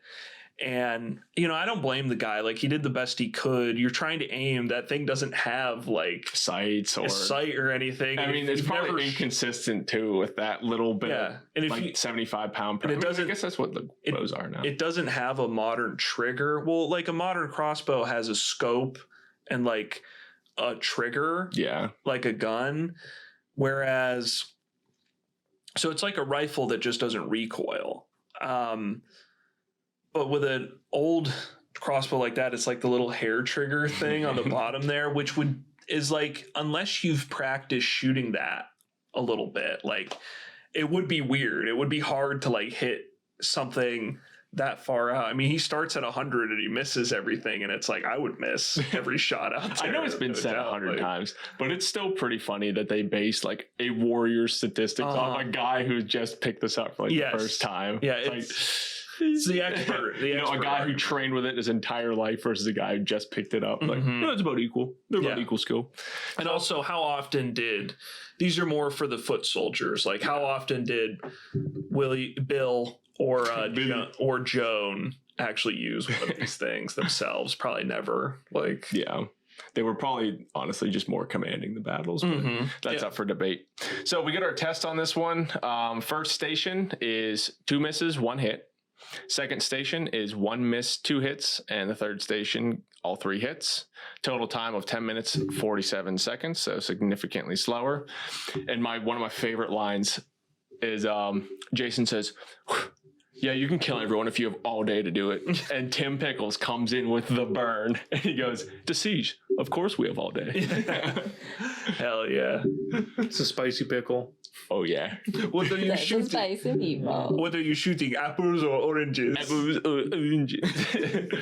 So the edge for this one, is this the one where Mac kind of agrees? He argues that like the faster reload, but he kind of gets shut out. Mac argues for speed of the composite crossbow. Jeff argues for the range, and then Dorian agrees with the steel crossbow on the basis of like its killing power.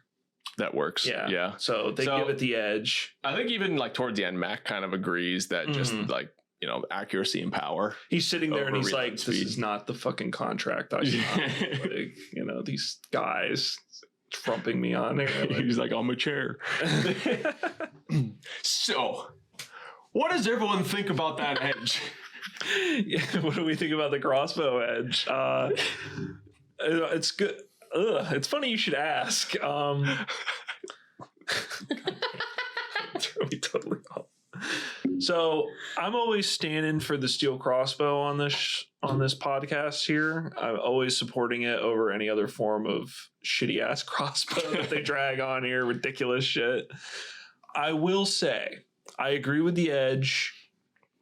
Better power, better range, better pizza. Oh, John. I was The Django's. We're too in sync on that. But I was picturing like when it was my birthday and we played like airsoft together. Where's this going? And we played like airsoft together, or that was my bachelor party. And I was picturing like 5 people versus another team of 5, and you're running around like shooting at each other.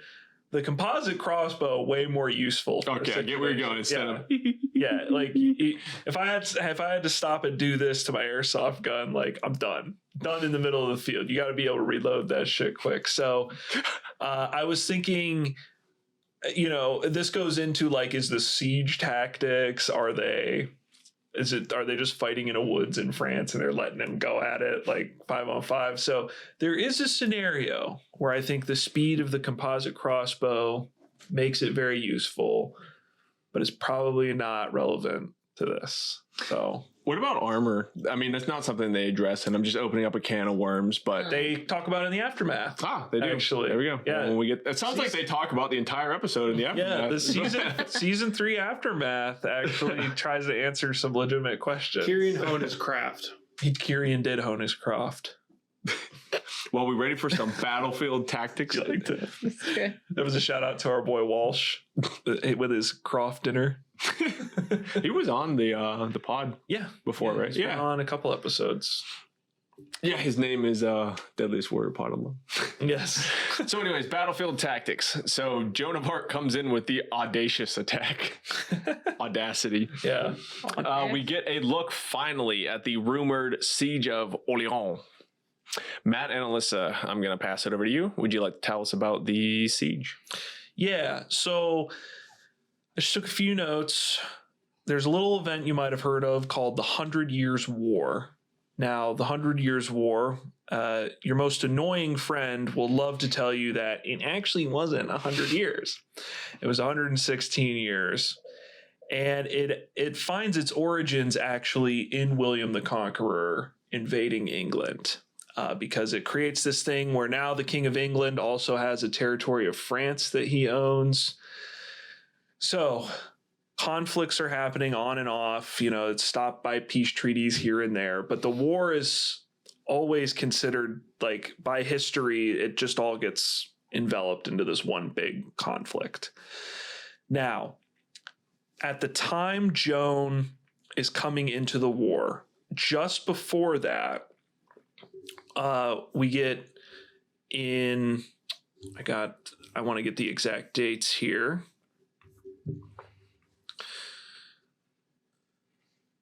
We got in 1422, okay? So this was right before this was in 14.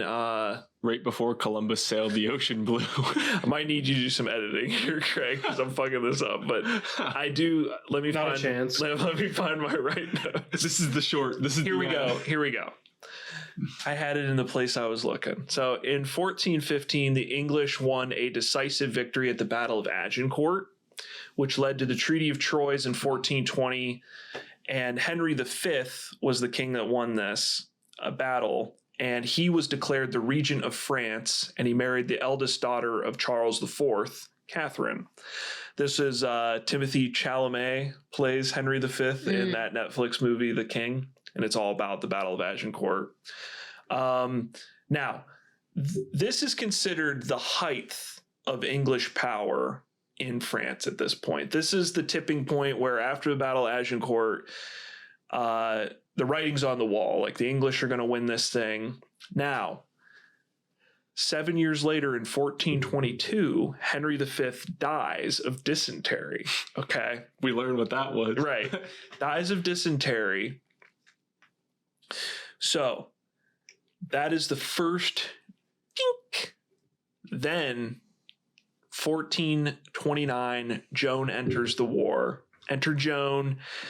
The Dauphine puts her in charge of the army. First place she marches to is Orleans. Now,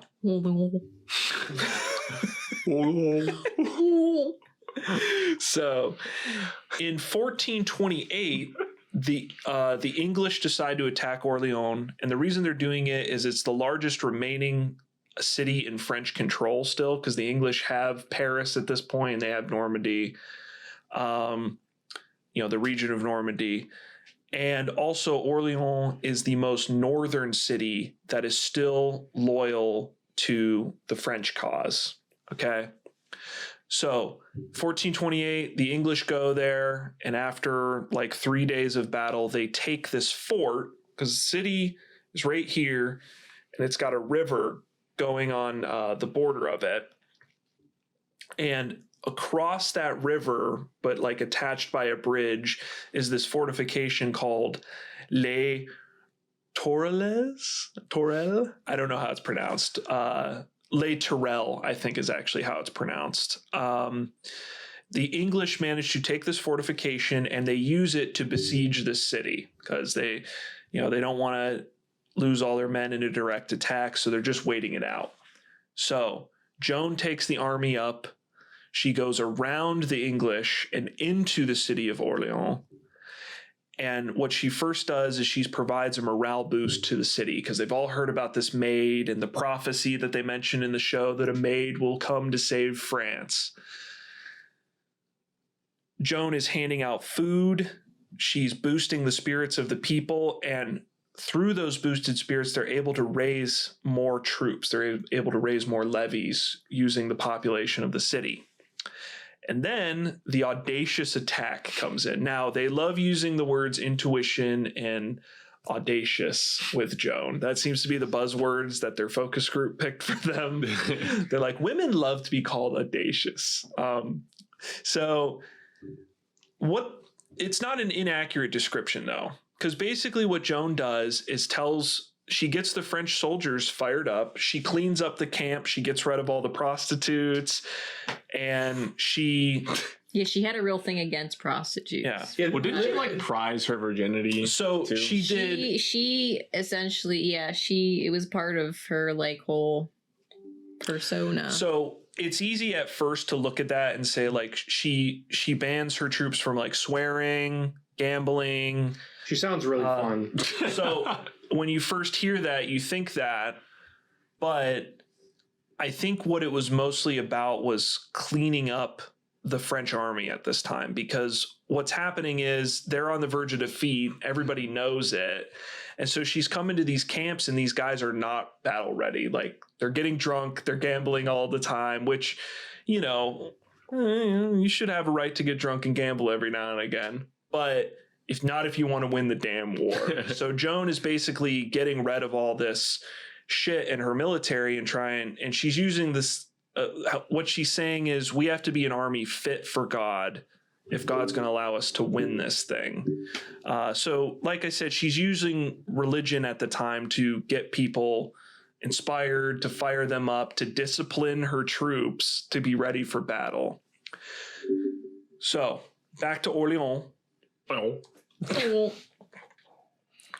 It's May 5th and May 6th of 1429. Joan leads some smaller assaults outside of the city and takes some smaller English fortifications. And then on May 7th, she tells them, this is the day we're going to take Les Tourelles.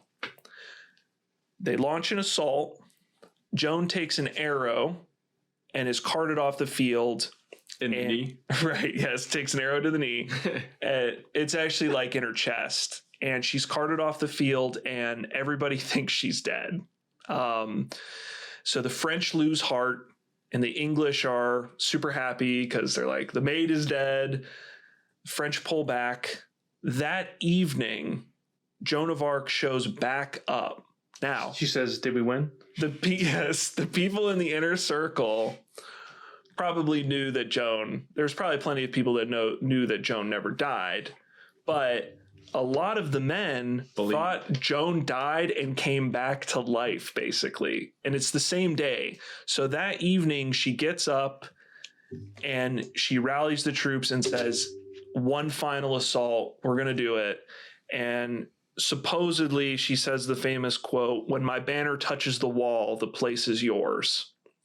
So she rides in with this gigantic white banner and she leads the troops to victory. And supposedly, again, it's hard to separate the real history from like the mythology of Joan because you don't know how much is added in after the fact. Because like supposedly that morning she had told her men, my breast will be covered with blood today or something. So who knows? That seems like it was added in after. I'd say that every morning is just a shot in the dark in case I get hit by anything. Yeah. But supposedly there's an exchange where when she did reach the walls of the fortification, she touched it with the banner and one of the men cried out, it's touching. And Joan said, it's yours, go in. And so and everyone clapped. Yeah, the men, they stormed Les Tourelles, and that freed the it is worth noting that when she showed up to Orleans, she kept sending messengers to the English camp in the fortification telling them to surrender because she told them, God has sent me, and if you take up arms against me, you're taking up arms against God and you will perish. And she stopped sending messengers because the English started threatening to kill the messengers. They kept coming with new messages like that. And that's where you get the phrase, don't kill the messenger. So, anyways, they take the fortification and the siege is lifted of Orleans. And this is Joan's most famous battle. She goes on to fight a few others after this, but this is without a doubt her most famous battle. And it's because, historically speaking, this is viewed as the second turning point of the war. Remember how I told you guys about the Battle of Agincourt, first turning point? This is the second turning point where it starts to go back in the favor of the French, and the English are now on the back foot. I will remark that the three major factions at the time you have, because you might, if you don't know anything about this time period, you have the English, you have the French, and then you have the Burgundians. Now, the Burgundians are the French who are siding with the English. Okay, they are in that territory that's like English controlled, and they are actually the ones that capture Joan and hand her over to the English. But of course, eventually, once the French start getting enough steam, the Burgundians do flip and the English are eventually defeated and France wins the 100-Year War. So 106 or 116. Joan, she did not live to see the end of the war. She did live to see the Dauphin get crowned king, which is one of the promises she made. It was one of the missions that God had sent her on, she claimed. But she was burned alive before the end of the war, unfortunately. for her. So, but without a doubt, she's the reason. If you read anything about the 100 Years' War, it always ends the same, where it's like Joan of Arc shows up and rallies the French people, basically gives a huge morale boost to the country because they believe she is this prophetic figure that has come from God. And, she ends up getting burned. That makes her even more of a martyr. And of course, Alyssa, this is a cool piece of research you found. She's the only person, I don't know if you want to say it. She's the only person to be, how was it worded? It was condemned and canonized by the Catholic Church. Yeah. They shot her out of a cannon. Right, yes. Yeah. And it was in, it was like, so she got burned in 14... Yeah, I don't have that written down, but she got 1431, and then it was in 1920, so around 500 years later, that she was canonized. Yeah, so they made her. They made her. My bad. They made her a saint, and it was essentially that she had that trial. Right, it was like a Catholic Church trial to see if she was like a fucking witch. That's when I say trial, this is what we're talking about here. And that was how they justified executing her. And 500 years later, the Catholic Church never admits to anything, never admits to any wrongdoing. So it took them a while, but even in this instance, they gave Joan a retrial like 500 years later and declared her not. I'm sure she appreciated that. Good thing they fixed that. Yeah, crazy her God didn't protect her from burning alive. Battle tactics. Hey, listen. you gotta hand it to her. She is probably the number one saint from Orleans, right next to Jameis.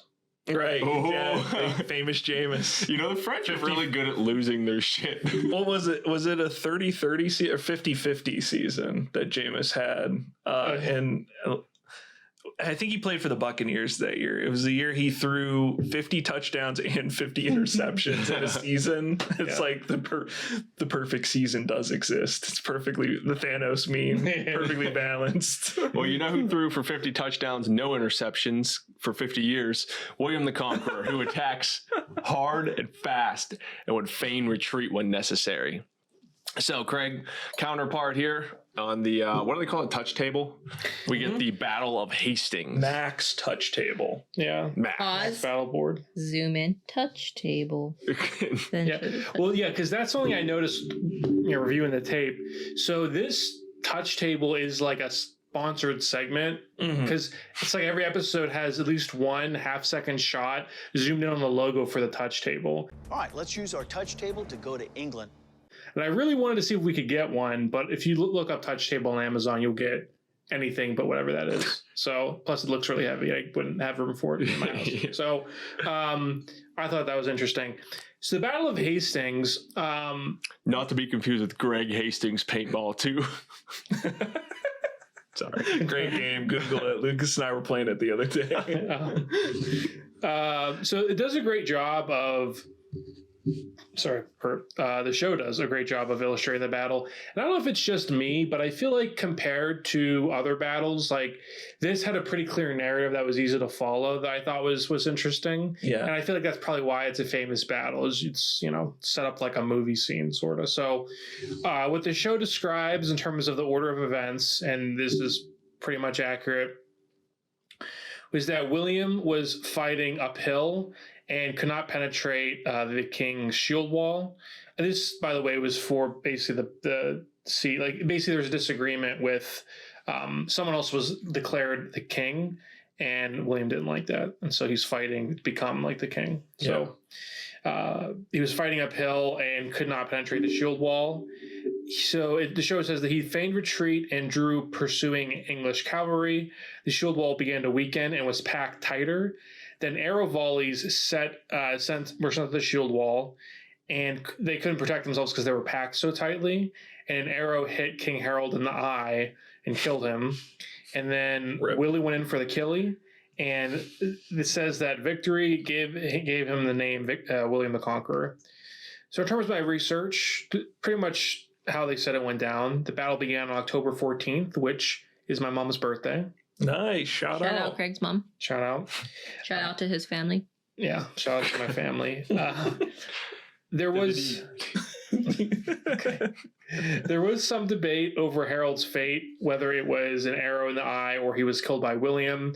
I would go towards the former because it's a little more realistic. We're sure there was more heroic, but you guys have a lot of that where like there's conflicting accounts, but this isn't a movie. I feel like they didn't have a one-on-one battle. Yeah, like Harold getting hit in the eye and someone making up a story where William kills him in single combat is way more likely than the alternative. Like where it's like, dude, did you see William fuck that guy up on his own? He killed the enemy king, and some guy was like, I actually heard he got hit in the head with an arrow. Dude, when we found him, he had his pants pulled down with like a banana shoved up his butt. I don't know if that had anything to do with it. I heard it was a pommel. Yeah, it's a pommel. So, yeah. That's so funny. Harold's mother offered...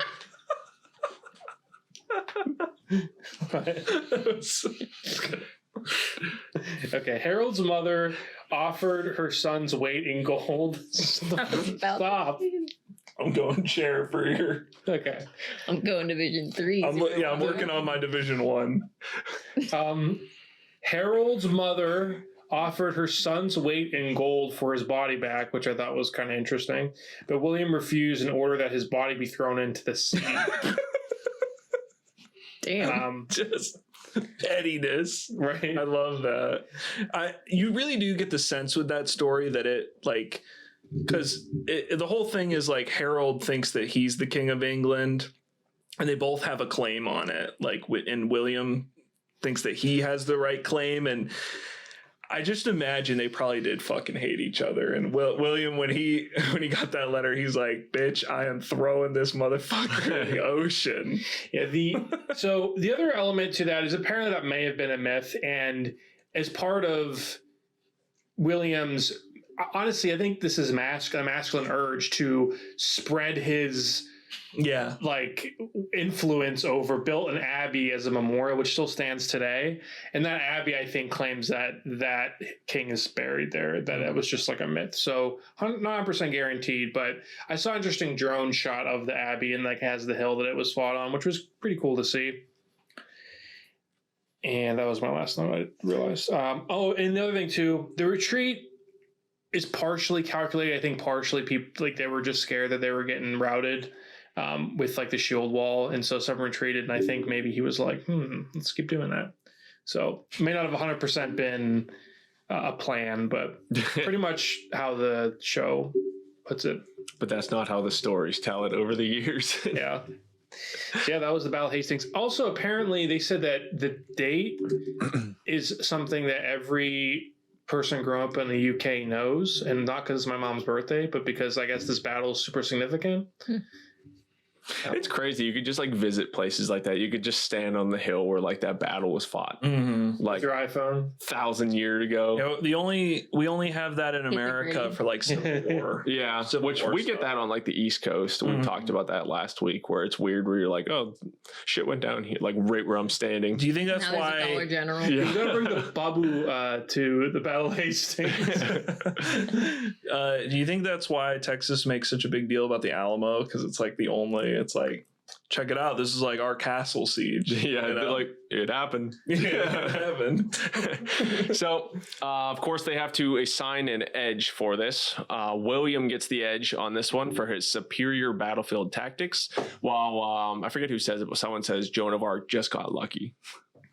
Which I don't know if that's fair. I do agree with William getting the edge in tactics. Like 50 years of experience. Yeah, he's got way more experience than her, but also, even if we're just taking Battle of Hastings William versus Orleans Joan, like, this is Joan's first time on a battlefield, and there's no real strategy to it. The strategy is that the French nobility is completely demoralized, and they've been sitting on their ass basically waiting to be defeated. Yeah. And there's just a couple guys holding out. I forget his name, but I should have wrote it down, because the guy holding Orleans at the time is actually, he's called the bastard of something like that. So I thought that was very Game of Thronesy. He's some nobleman's bastard that's holding the city. And Joan, her magic is that she's able to get the people fired up. She's able to Get the people going. yeah, get people back on board with like winning completing the damn mission. We got to take France back from these English bastards. And Yeah, the army had the power to do it. Mhm. They just needed a girl to simp for. Right. They needed their e-girl to simp for. And William, actually a lot more experience in like, especially if you're just taking the Battle of Hastings. Like when they described that, I was like, that's an actual strategy. Like the things he does where using the arrows on the packed shield wall, using a feigned retreat, and then coming around and hitting with the cav, like that's actual tactics. So I do agree with the edge. I wouldn't say that Joan just got lucky though. I think that's a bit silly. I think what Joan does is uses what's there and gets it going again. It's not so much luck as it is like the French clearly could have beaten the English without her there, but they needed her there to like get them to charge the fucking fort. You know? I mean, for her young age, she had, not even like battlefield knowledge. She had like intuition. She had like a Riz factor. The Riz factor. Yeah. That's the only thing I'll say about that. And that translates to the tactics X factor, the battlefield tactics X factor. Yeah, they kind of assign that because they only do like 3 weapons. So they kind of use that as like the 4th weapon. William gets a 78 and Joan gets a 72. So, Sure. I think that's fine. Whatever those numbers mean, really, We ready for armor and swords? Let's do it. I kind of like this category because one of the many reasons that Deadliest Warrior probably could not continue was a lot of these categories are born from we need to see something unique and different. Yeah. If this was in season 1, this would be another weapon or something. But to mix it up, they have this combination. They're doing mocap, testing the mobility of the armor, which I think is pretty cool. A little goofy, but I would agree. I thought this whole segment was totally dope. Like the way they're testing the armor and the swords, and it's not just let's hand this sword to someone and have them hack a chunk of beef. They do that, but they put them in the armor. They test the range of motion. Like I thought that shit was all really cool, and it was a way of taking something they've done before and making it unique. You know, like this is different than what we've done before. So we do get the armor, kind of its own category this time, paired with the sword, which is, as we were saying, new.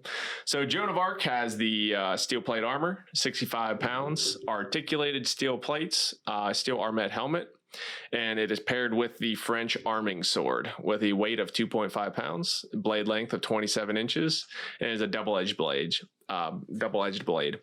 They also point out that it pierces chainmail, foreshadowing.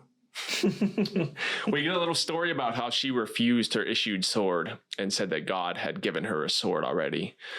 Did you guys look into that story at all? I did, yeah. There was like a sword buried at a church or something? So again, that's not that in general, I think wasn't that uncommon for weapons and like things of value from battles to be buried at churches, because warriors would come and they would essentially be like giving thanks and they would like an offering essentially. So the idea that there was probably a sword buried there is not unlikely. I don't know her specific story. Was it a lucky guess? Matt and I kind of thought it almost seems a little bit of like a propaganda thing too, where, she makes a show of denying the sword that's offered to her and God has her own sword. And like, there's also no record of like that specific sword. I think that the French arming sword is the type of it was. Like the only thing that is recorded of the description of her, that actual sword is there's like a certain embellishment that's on the hilt, I think. But like no one knows the length of it, the weight of it, what it really looked like. So it could have happened. She might have dug up a sword. I don't know if it was like a holy sword. I think there are also theories that like it was like Charlemagne's sword. No, stop. There was like a whole thing. That's like a that's definitely like a Catholic it sounds thing. yeah. Like, cause like then the whole thing was that when they put it there, and then there was a prophecy that the sword would be found by a like it's like connected to the prophecy related to Joan with like the maid. So I think there's a little bit of storytelling and propaganda going on there, but them having found a sword buried is actually not, that could have happened. Yeah, I don't know. It just sounds to me like either that story is just completely made up as like a fun addition to the Joan of Arc story, or it was like a pre-planned, like, hey, bury this sword in this thing, and I'm going to make a public display, like you were saying, Alyssa, of like, no, I don't want that sword. God has given me a blade. You go to this place and dig it up for me. And when he shows up and he digs it up and he's like, oh my goodness, there's a sword here, you know? So there's that sword, and anything notable about the armor as well? Not really. That's another thing. There's no like good portraits of Joan either. So even like physical description of her, like they know her hair was dark. She was like 5'2" to 5'4", and she was womanly. That's, the term that they use.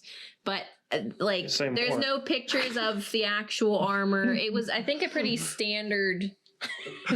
There's no, it wasn't necessarily special. It was like a articulated one, but it was significant that 17 the sim man. It would have been hella expensive, like for anyone YouTuber, to that's not have. gonna stop me. For anyone to have like a full plate of armor, that was usually their nobility had that, or like generals, like people in charge. Most people had like a helmet if they were lucky. So that she was gifted armor, I believe, by Charles.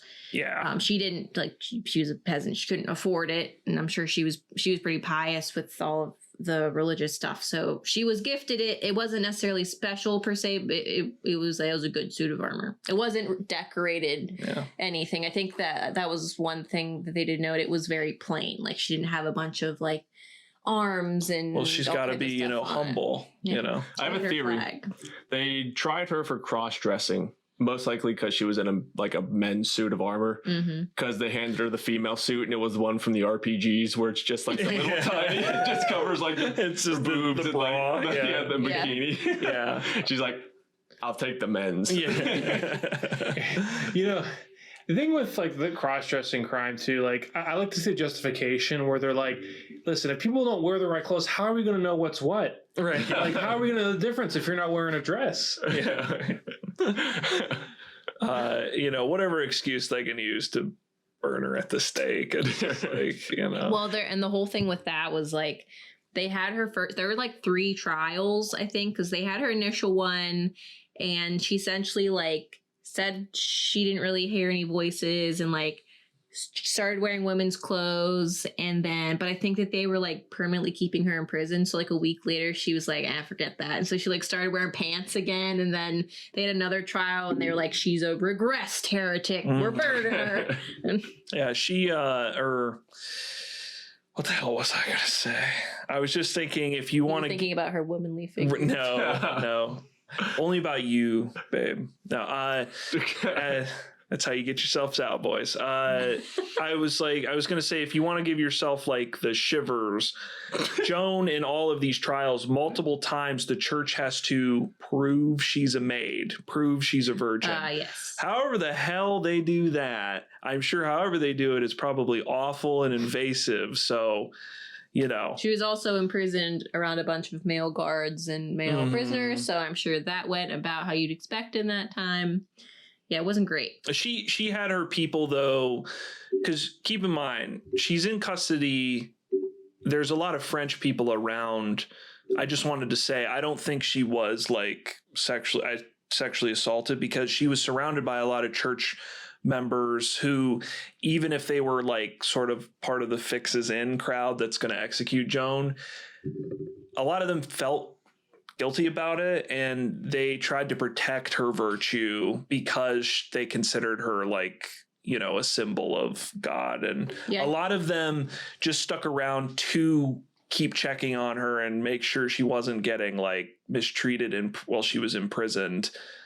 Because you have to understand, like, even though the politics is tied into this, it's a church affair, right? So it's like the Catholic Church is technically the ones trying her. She's getting tried by a bishop of the Catholic Church.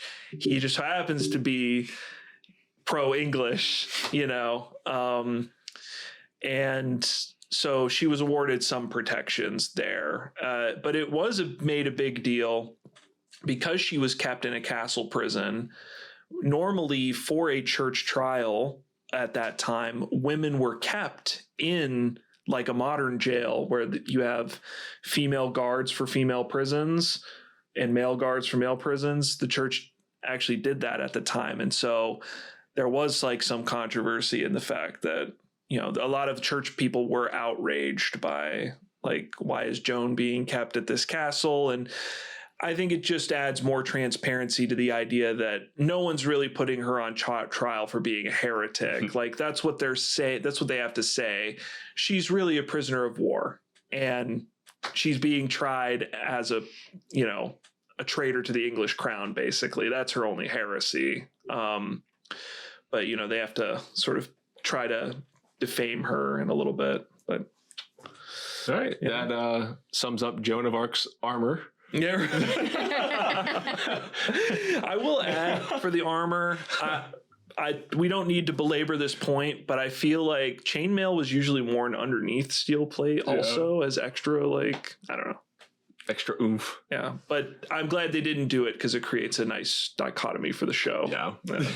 They have her wear like a neck thing. Yeah. So talking about chainmail, William the Conqueror with his chainmail hauberk, is that? Hauberk. 50 pounds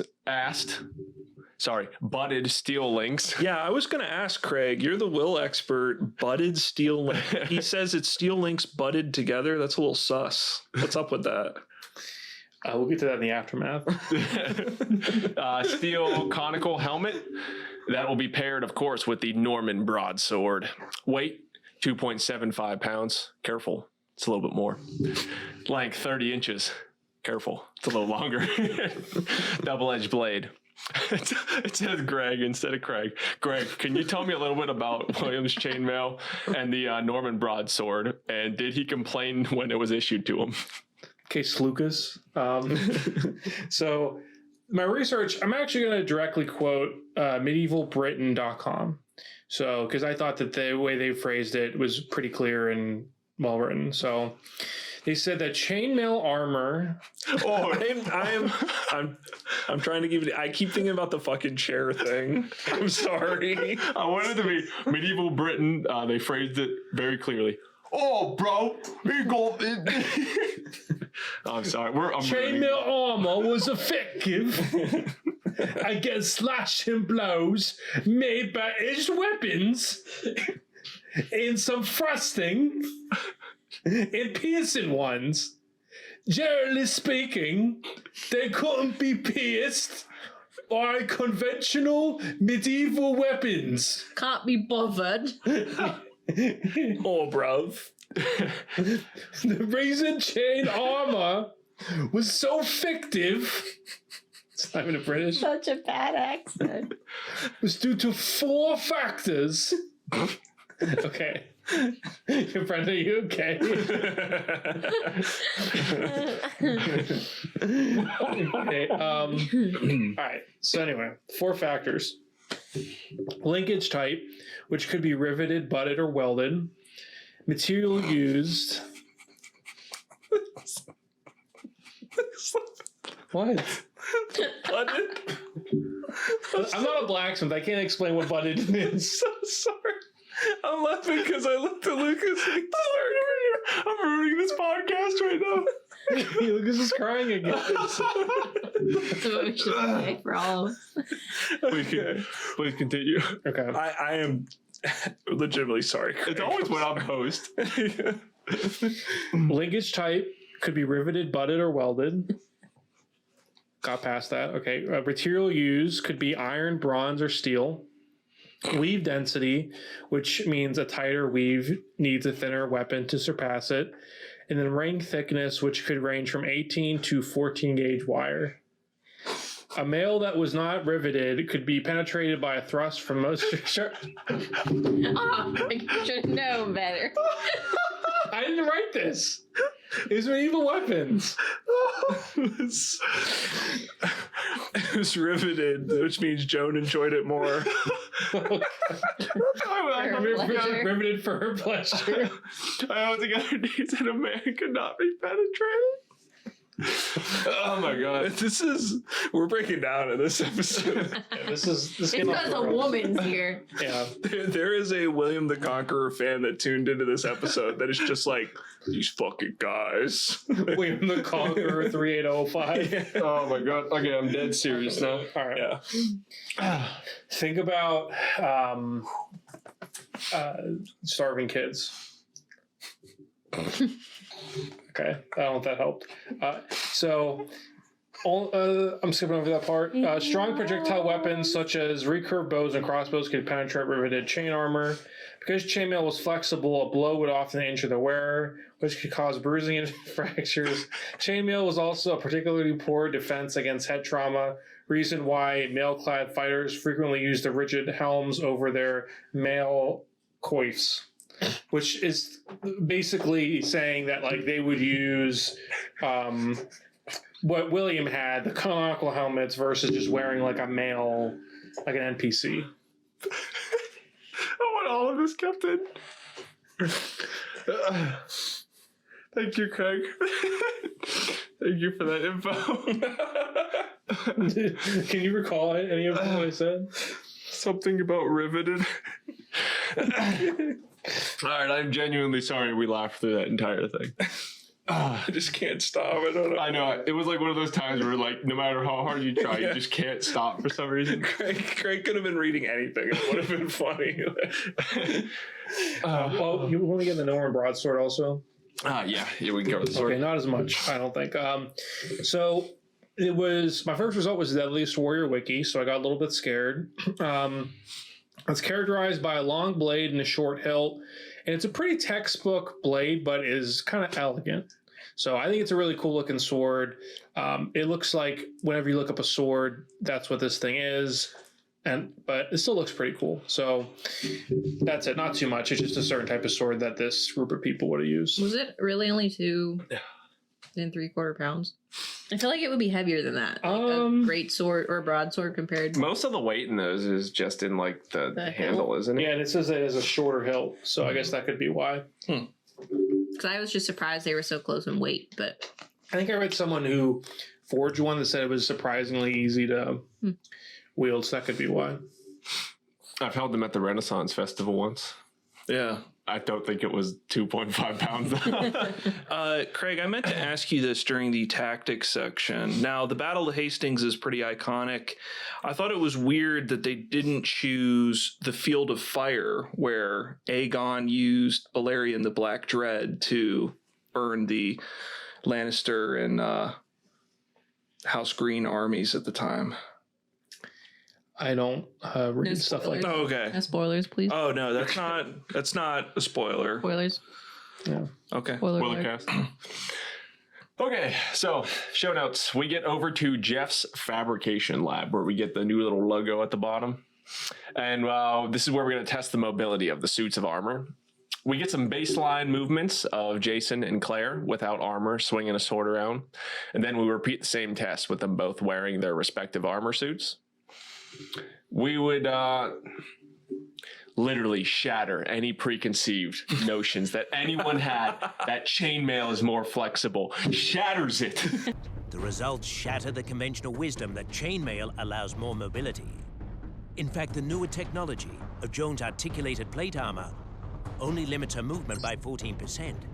William's chainmail hauberk limits his movements by 27%, almost double. The plate armor only limits movement by 14%. Chainmail limits it by 27. shatters it.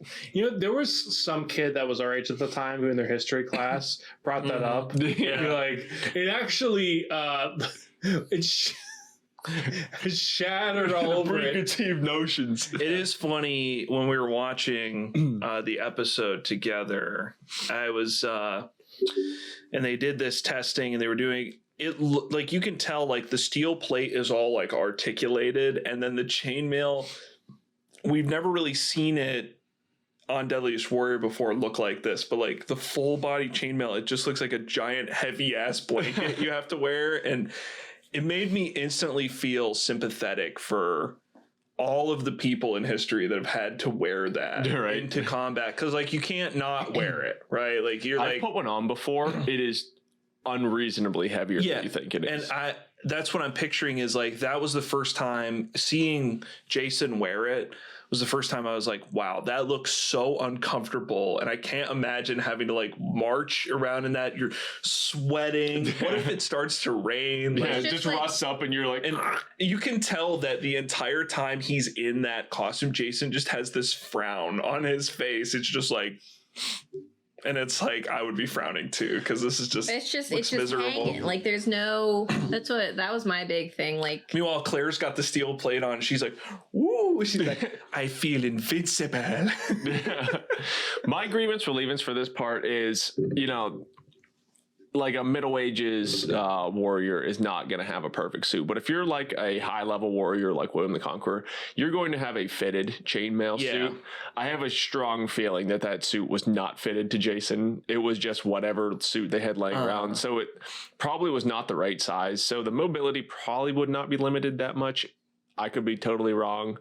But even that, Craig, while we were being assholes and laughing, you said that like they can use different shapes essentially in the I chainmail. think it might just be the way that they're joined together. Exactly. Yeah. I can't really. I tried to research it and see if I can get a great description of what those different linkage types are. I couldn't really grasp what they were saying, but basically how they're put together will give you a different effect for how. That's what I'm figuring. Like I feel like 27 is a big restriction. I just feel like that suit probably wasn't fitted properly to Jason, which not that it makes a big difference in the concept of Deadliest Warrior. Also, has Jason ever had to like fight in something like probably swing? not. Well, not fight. I know he's never had to be in a sword fight, but like, has he ever had to like do stuff like that in a chainmail? Probably not. If you're used to doing that, like William would have been. They need someone Billy. from medieval times to come in and be their champion. Yeah, Kylo Ren, the Green Knight, whatever he is in that bit. Well, at the end of the day, it's almost like the newer technology is slightly better. Yeah, yeah. Oh, here's a good interjection right here. God damn it. I hit play from the beginning. I'm fast forwarding because Amazon's such a pain. Of course, I went too far. Yeah. Were you going to go over the Dorian that says Joan is bipolar? Did you cover that? Yeah, we're going to touch on Okay. that. I think that's... We kind of covered it at the top a little bit. Yeah, but there is a distinct part where they talk about that they... we got to do the sword test. They do that right at the end, right before the... Yeah, but so the test, yes, is 3 unarmored foam torsos, 2 pig carcasses, and 1 wearing the enemy's armor. Yes, I loved it. Yeah. The armored pig. I was like, Hey, at least they're testing armor against a weapon for once. That is Deadliest Warrior right there, the armored pig. And the pigs. So Claire goes first with a couple screams, starts chopping away at the foam targets, and impales one of the pigs using a half swording technique. She pierces through the pig with the chainmail pretty easily, gets a couple more slashes and stabs at the foam dummies. When she's done, Jeff says that was the first expert to wear the warrior's armor while doing a test. And Claire responds that, of course, a woman would be first. And Jeff just stares with this really awkward smile and goes, yeah, that's it. It just nods. So some slight cringe. Yeah. Also, what the fuck does that mean? She's like, of course the woman was going to be the first one. Yeah, but like, because she's the first one to have worn like test the warrior's armor and do a test. I know. Yeah. I feel like there's a gap in logic there, but right. But that comes off to me as like a producer wrote that line and was like, we need to make sure we get the shot where she turns to the camera and she's like, I am a woman. I am no man. I am no man. Dr. D points out that the chainmail failed. He goes on to suggest that this is where it is. Joan of Arc hearing voices could have been the result of bipolar disorder, but her second personality was one that people could follow.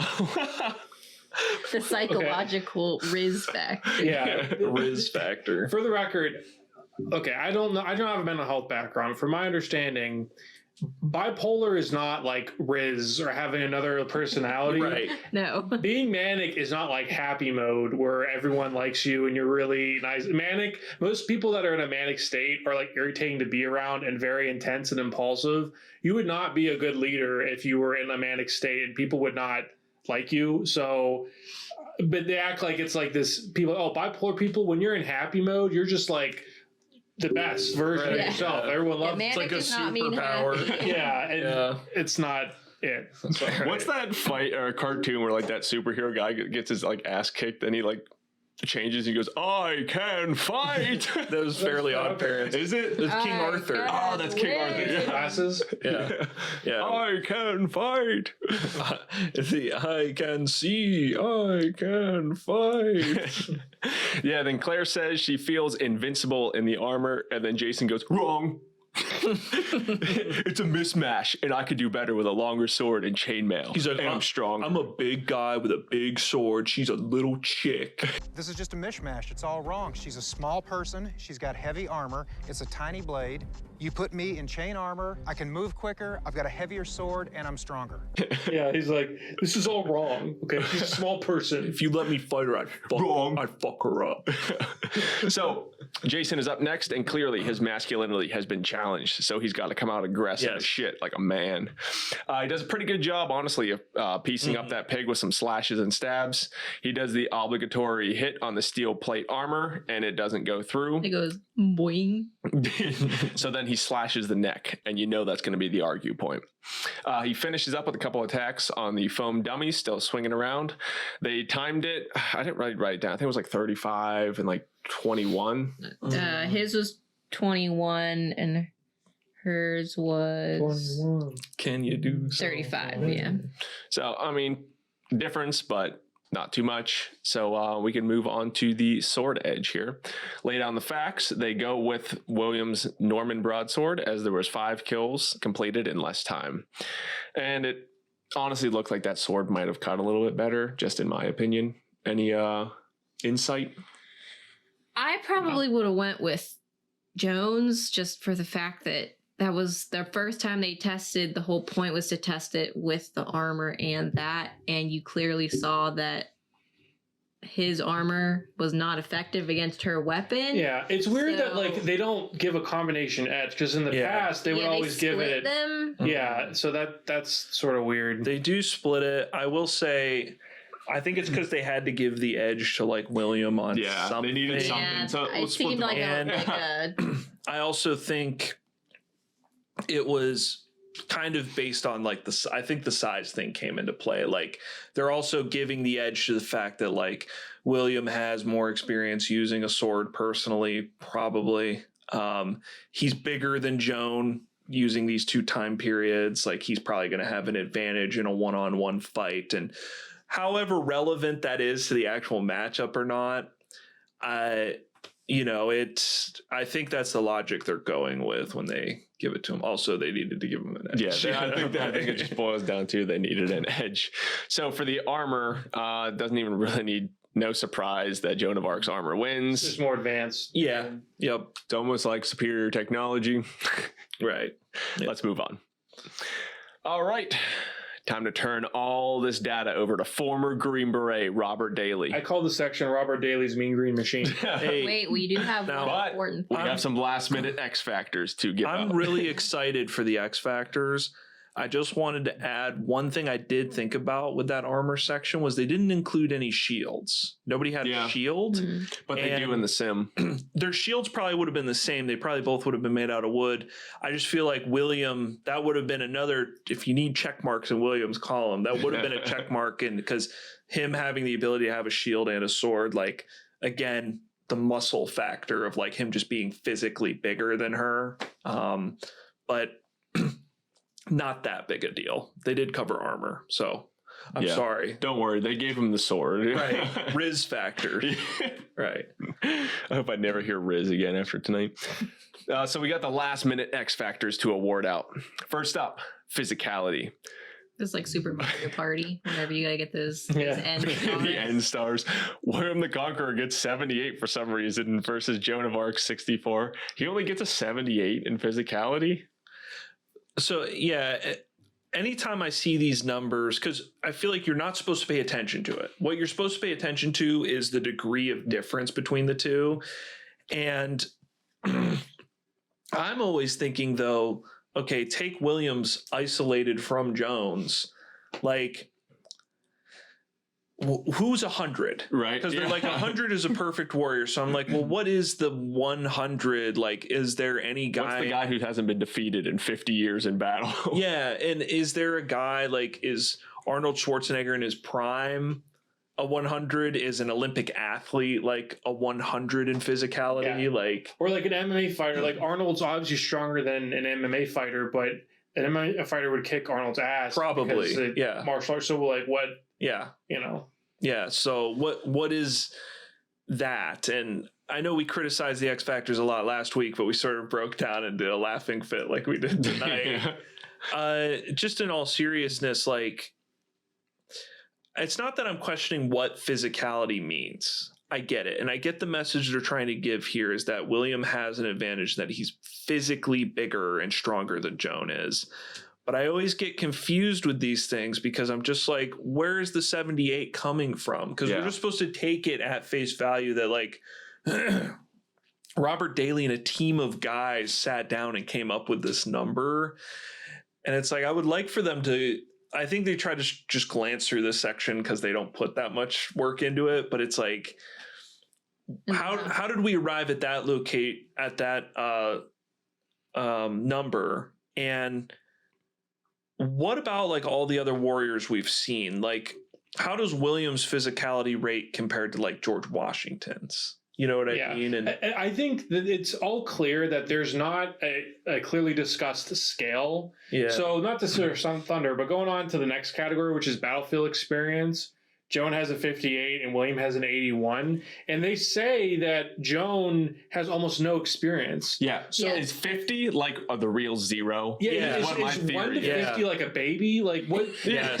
Like, so, and it brings me back to this, all my old school, comic book heads might remember this. So back in the day, Marvel, I think it might still be around like in the wikis and stuff. Marvel's still around.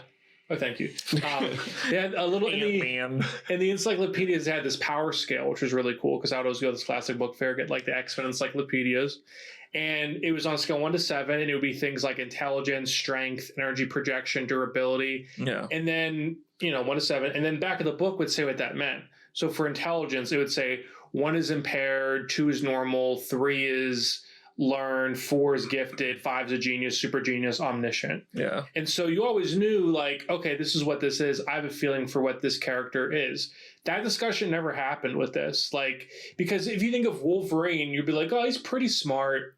He's like a 4 out of 7. Like, he's not dumb. Like, if you don't have a conversation, then you're going to just drift into like whatever, like, because you don't like, well, he's not dumb. He's pretty smart. Just even to your point, Craig, you listing that off right now, I was thinking like, oh, well, like 1 to 7 on smarts. Does Tony Stark get like a 7? But then you said 7 is like omniscient. Yeah. So it's like, oh, Tony Stark's only like a 6 because there's like a god level above that, what's like his super name genius. from Watchmen.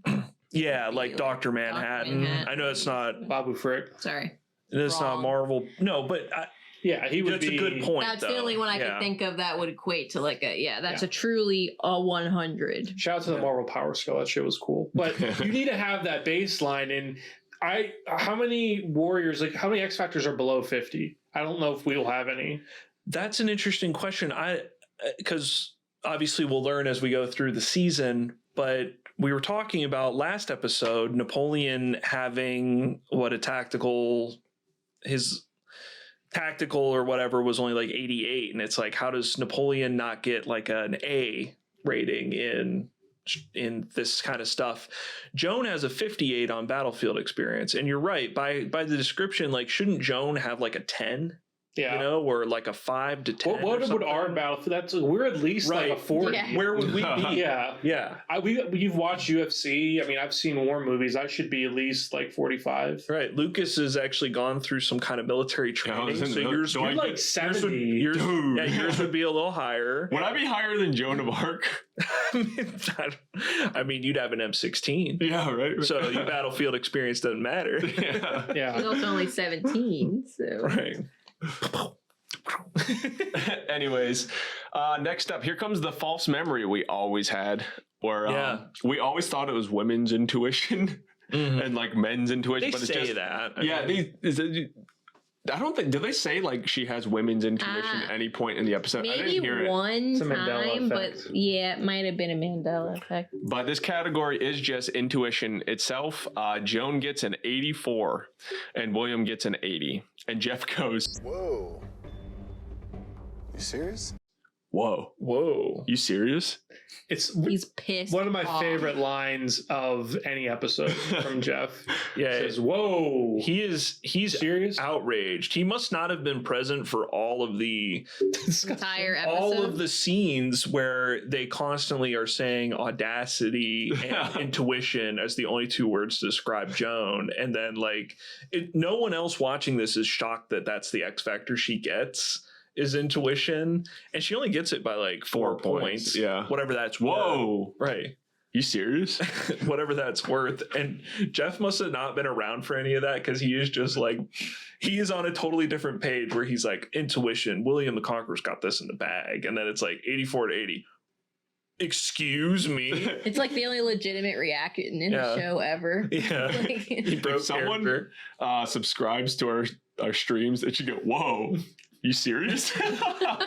that's like your little Twitch notification Yeah. thing. If someone makes a donation above like a certain amount, $1. You serious? and then someone else says something, he goes, "Okay." Yeah. He's like, okay. But I believe that is everything that is going to be factored into the sim for Yeah. this one. Yep. So we could turn our attention over to the sim to run 5,000 battles. Who's our sim lord? Sim Lord, I don't know what that is, but I, of course, in your Sim Graham Master, Lucas, and I'm going to tell you a tale. Press the button. A battle. Give us a Babu.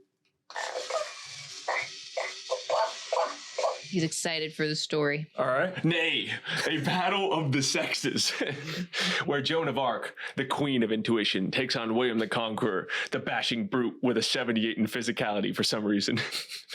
So, I'm ready. If you're ready, It's like let's hit Master. those. Is like Master Chief 100 on the scale, on the physicality scale. When he's naked. Master When you're ready, hit those enter Okay. buttons.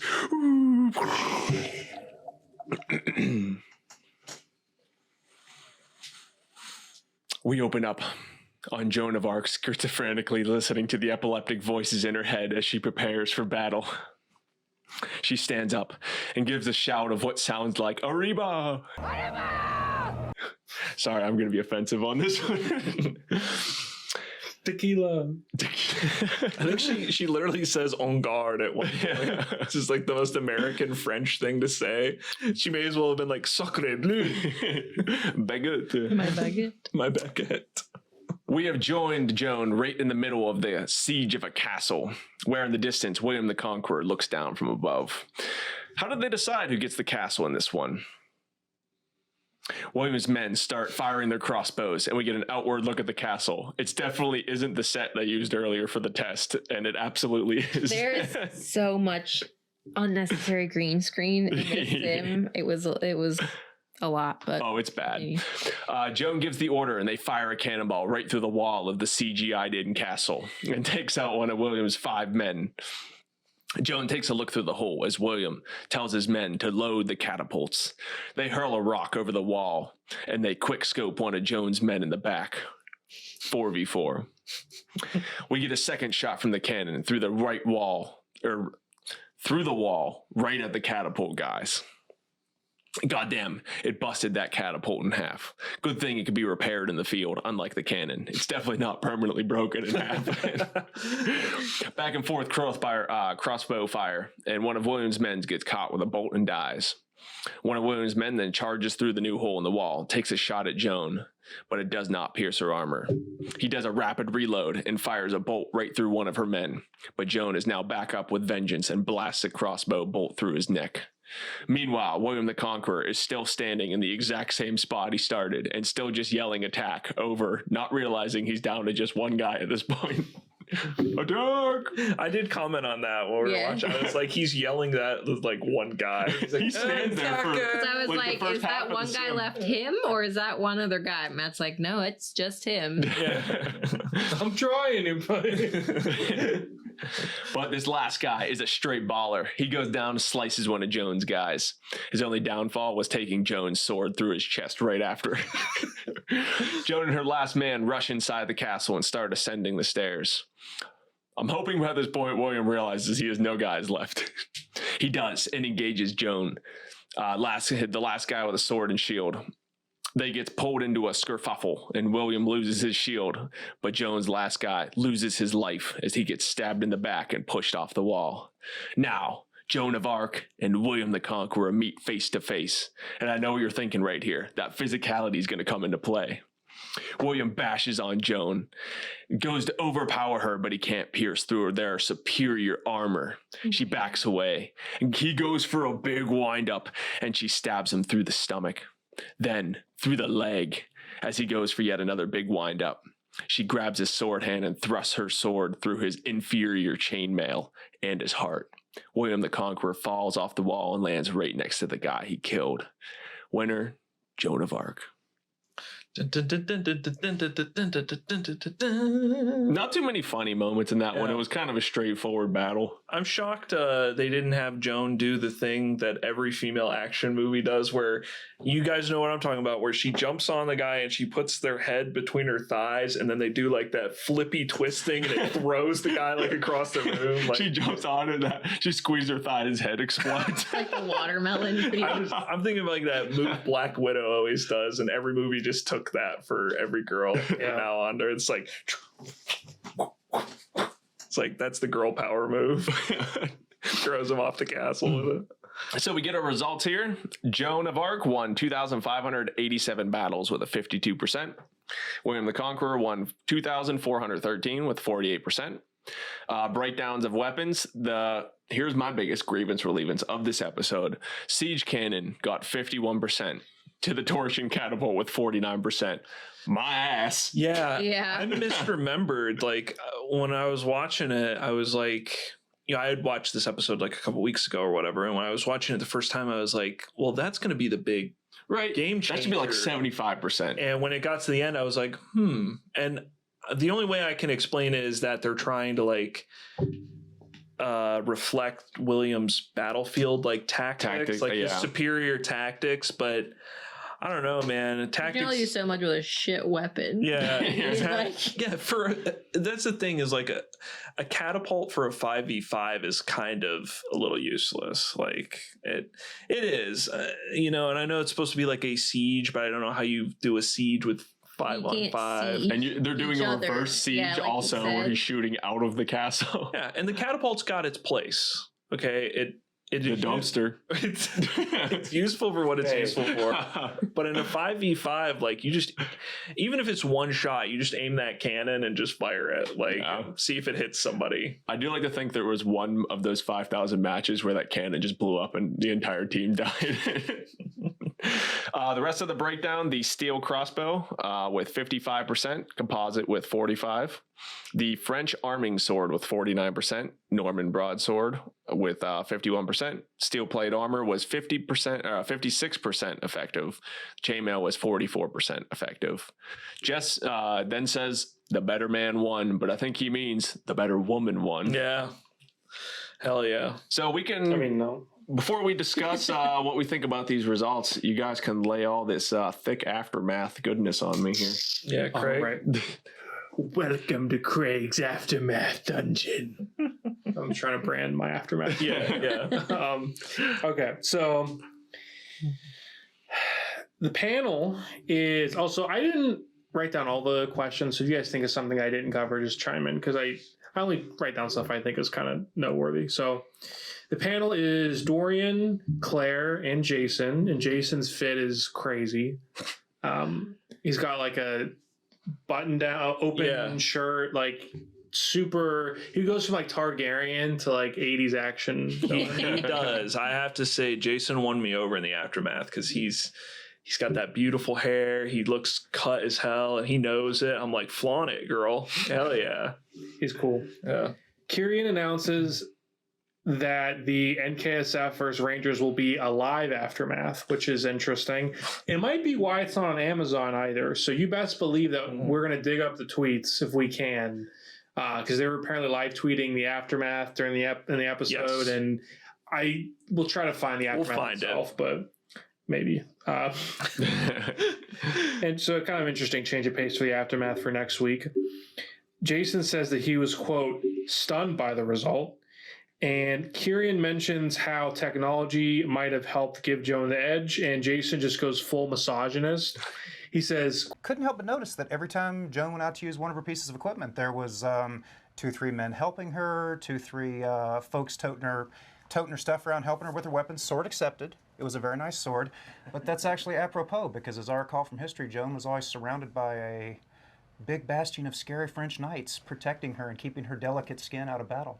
Yeah. so I was like, what the fuck is wrong with you? I know that was like the one, and I hope Jason just had to like play a character on the aftermath, but Maybe that's why he didn't get big acting roles after this. we actually made it through like this whole episode without a moment of like, like cringe where it's like, a guy being like, Yeah, for it being the first and only female warrior, I thought there would be more yeah. moments like that. It wasn't too bad, actually. Yeah, right. And that was the only one in the aftermath. And I remember thinking, like, after he said that, like, the reason that sounds sexist to me is that it's a double standard, because William the Conqueror comes from a wealthy family. Like, he was definitely surrounded by a cadre of knights. He didn't empty out his own chamber pot. How often was he up in the front? Every general or leader of they all have that. Just because Joan's surrounded by bodyguards, I don't know how often Joan was actually hacking guys to death, but she was at the front for her battles. That was kind of her whole thing. So, I don't know if you can really question the courage there. I mean, she certainly, whether she was crazy or not, she was a 17-year-old girl who led an army. Right. She's right up at the Give her a front. little bit of She's taking arrows. She gets captured. Like, it's because she's up there fighting with the men. So I don't know. The fact that Claire had one person helping her load the crossbow, I don't think is It's probably because she's never used any of that stuff before. Yeah. And also, you guys had an electric winch helping you with a torch and catapult. Yeah, how come you guys weren't out there with the horses? Like, the hell? So next, Dorian brings up the weight difference and how fighting 5-10 pounds. Typo. In fighting, 5-10 pounds makes a huge difference, like in UFC. Mm-hmm. But when they, quote, weighted all the factors, Joan definitely had the technology edge and her weapons didn't misfire. I don't know what those two statements have to do with each other. Yeah, Dorian's running some serious cover in this aftermath. Yeah, he is. What weapons would have misfired? I don't know if it's just a turn of phrase. Well, they said Joan's weapons didn't have any misfire. Is that just, referring to the cannon has the potential to misfire? I don't know. That long, huh? Yeah. Right, yeah. When this is done burning, you guys are screwed. Wait a minute. It has a 4-minute burn. Right. God damn it. So Claire tells a story about Joan of Arc's men, how they were affiliating with prostitutes, and she chased the women out with a sword and made the men confess at a church before going to the battlefield. Yes. Or like Joan of Narc.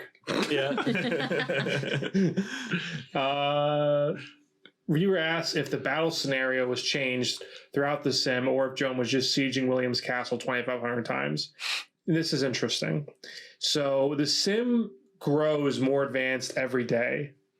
I want you to know, Craig, when they asked this question to Dorian, I turned to Alyssa and just went, lie incoming. I didn't know what his answer was going to be, but I was like, but it was wrong. I was like, there's a lie incoming here. And yeah, you're right, Craig. I mean, you get to the end of it and it is like every aftermath, the sim just starts to go slowly from like, you know, a D&D simulator on Excel to like the most advanced military simulation like ever conceived. Right. PS5 video game, HD graphics. Yeah, right.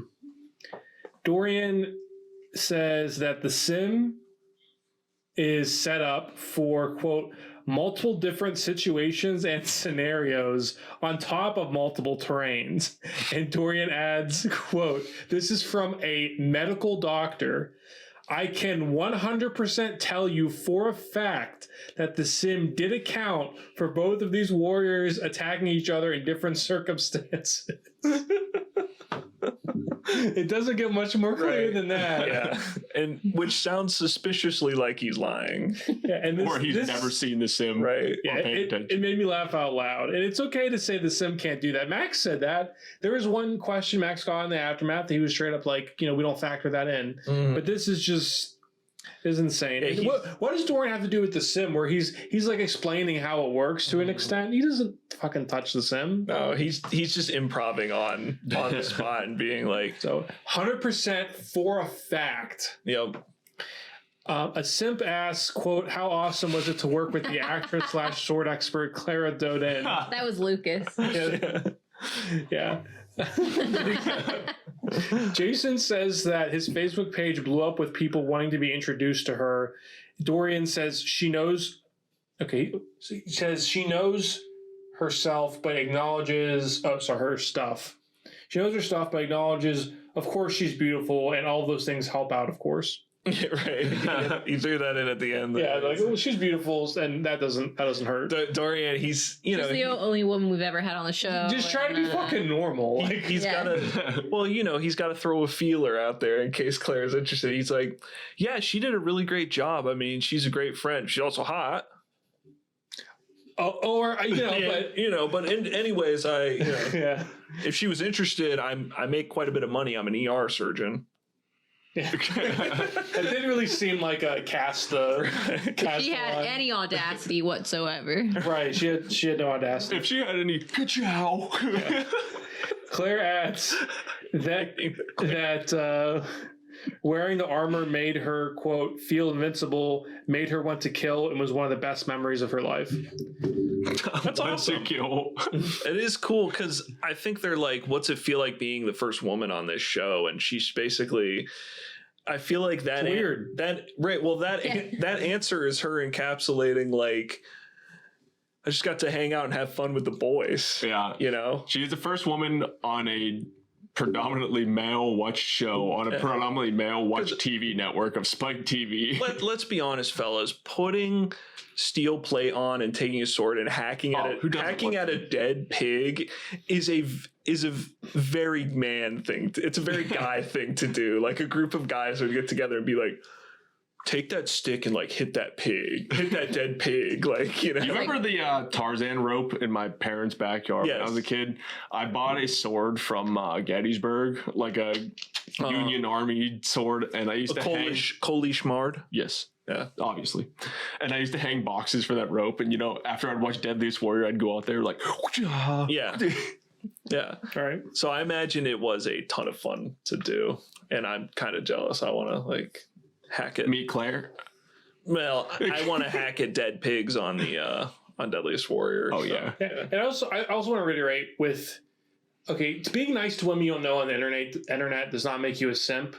That is a fucking simp comment to say how awesome she is. Because I was wondering, I was like, is she a known actress before this? And like, not really. So this dude is just trying to... He saw her on there and he was in love. Yeah, and he's like, how awesome was it to work with the awesome Clay? It's like, bro, I hate when people say this on Twitter, but she's not going to fuck you. Like, you know what's even this weird? This is where it applies. He's just got comments like this. He's got a crush. It's okay. What's even weirder, doesn't the show... Don't they choose what they're going to present on the aftermath? They decided to present that. Yeah. All the questions. That's a Claire hype comment, you know. I mean, yeah, but Anyways, back to the final results here. Joan of Arc, winner. How do we feel about the ending of this one? Do we think, now that we're done, was this a good matchup still? Is this final thoughts? Yeah, we can do final thoughts now. We're over 3 hours at this point, so. Yeah. I can go first, I guess. So if you asked me before this episode who would win in a fight, Joan of Arc or William the Conqueror, I would tell you I don't care. I got a caveat to Fair add enough. for the final thought question to go back to my original hypothesis. Was this episode just about technology also? So you can answer that as well. Okay. I mean, in terms of just the matchup, I can't really answer that question though, because I just don't buy that. Say it was Joan of Arc, and it was just a man, same exact life, and he was 17, had almost no battle experience, versus William the Conqueror, who had lots of battle experience, was a fully grown man. Who wins that matchup, even with the weapons? I mean, I think it's hard to say it's not going to be William. But just picturing Joan of Arc gets to live to be like 80. He's rich and celebrated. Yeah. And like and now, the other thing too is in terms of, because this episode is, sort of about diversity, and I don't think Joan of Arc was a bad person to have on. I think a better way you could incorporate it though, which I know is Rich. I'm, white male, and I'm the villain. Okay, we look at the tape, I'm the villain. But here's my white take on diversity. What have I think been more effective? Why don't you have female experts? I feel like more female experts would have probably done more good than just a female warrior, because I think it sort of breaks a stereotype that all these experts have to be these macho. Well, professors aren't really macho, but you think of it. Chairs are. Yeah, the chairs are, but miracles. Yeah, but I think that could have done a lot of good to say, here is a female historian, bring her on, and unceremoniously, she knows her stuff. She's the best person we could find, so that I think would have been a better way to spice up the roster and be a little more diverse. Like I said, it's not that I don't think Joan of Arc should have been a warrior, but I think that was a better way to accomplish this goal. Mm-hmm. So let me just throw in a little caveat here too. We are not hypocrites. We have asked plenty of women. They are just not interested in this podcast. This is very true. And we should post our analytics, because the one time we looked and it was 100% male. What's going on, guys? Just finishing editing the pod, and I pulled our analytics for this comment, and we are polling at 10% female, and I'll be honest, I didn't even think it was that high. So if you're a female warrior, shout out, sound off in the comments, because I feel like every female who would watch us knows us. So if you don't know us in real life and you watch the show and you're female, sound off. And Matt's mom. Yeah, so that's my mom who watches sometimes. So, but it's still set 100%, which is yeah. I guess to answer your question, Lucas, I do think the results mainly had to do with technology. Most likely, I think they tried to scheme it out so it looked like it was balanced, very much like Napoleon, Washington, where the fix is in from the start that Washington needs to win the episode, right? But we have to make it like a super close battle so it seems real. Same thing with this, where from the beginning of the episode, Joan needs to win. So we're guaranteeing that she's winning with like the tech stuff, but we'll make it close and throw the William team like a bone. Like, well, he's, got more experience and stuff. I think I liked this episode. I did end up liking this matchup because I still thought it was a fun comparison, and I loved researching Joan of Arc. I thought she was a really interesting figure to learn about, and William the Conqueror is pretty interesting too. I will say, to Craig's point, I feel like this episode has aged poorly from its goal of like introducing a female warrior, because they should have done two female warriors fighting each other. I felt like, because and I don't know, that might present its own set of problems, but I just feel like you see Joan of Arc versus Rosa Parks. Well, no, that's not what I mean. They could have found somebody, but Joan of Arc, our first female fighter against a guy. The writing's kind of on the wall, right? Like they can't have Joan of Arc lose. And it's like, oh, great. And they especially can't have her lose because it's like, well, William is smarter and stronger than this woman, you know, and because then it looks bad. So you're kind of like, well, Joan kind of like has this in the bag from the start. Yeah, I think it's far less, because I don't think this disease was as bad as it was now, but I don't think it was, oh, this is a woke episode where it's like, gotta have. I just think, they fucked themselves. And like, well, we just can't have her lose. So yes. I think you could have solved that by making it, I almost said girl on girl. Making it. That would have solved it. Yeah, that would have been a Spike TV. Yes. Making it a woman versus another woman. But, said you get a boy girl. You guys have lost my train of thought. I can get it back here.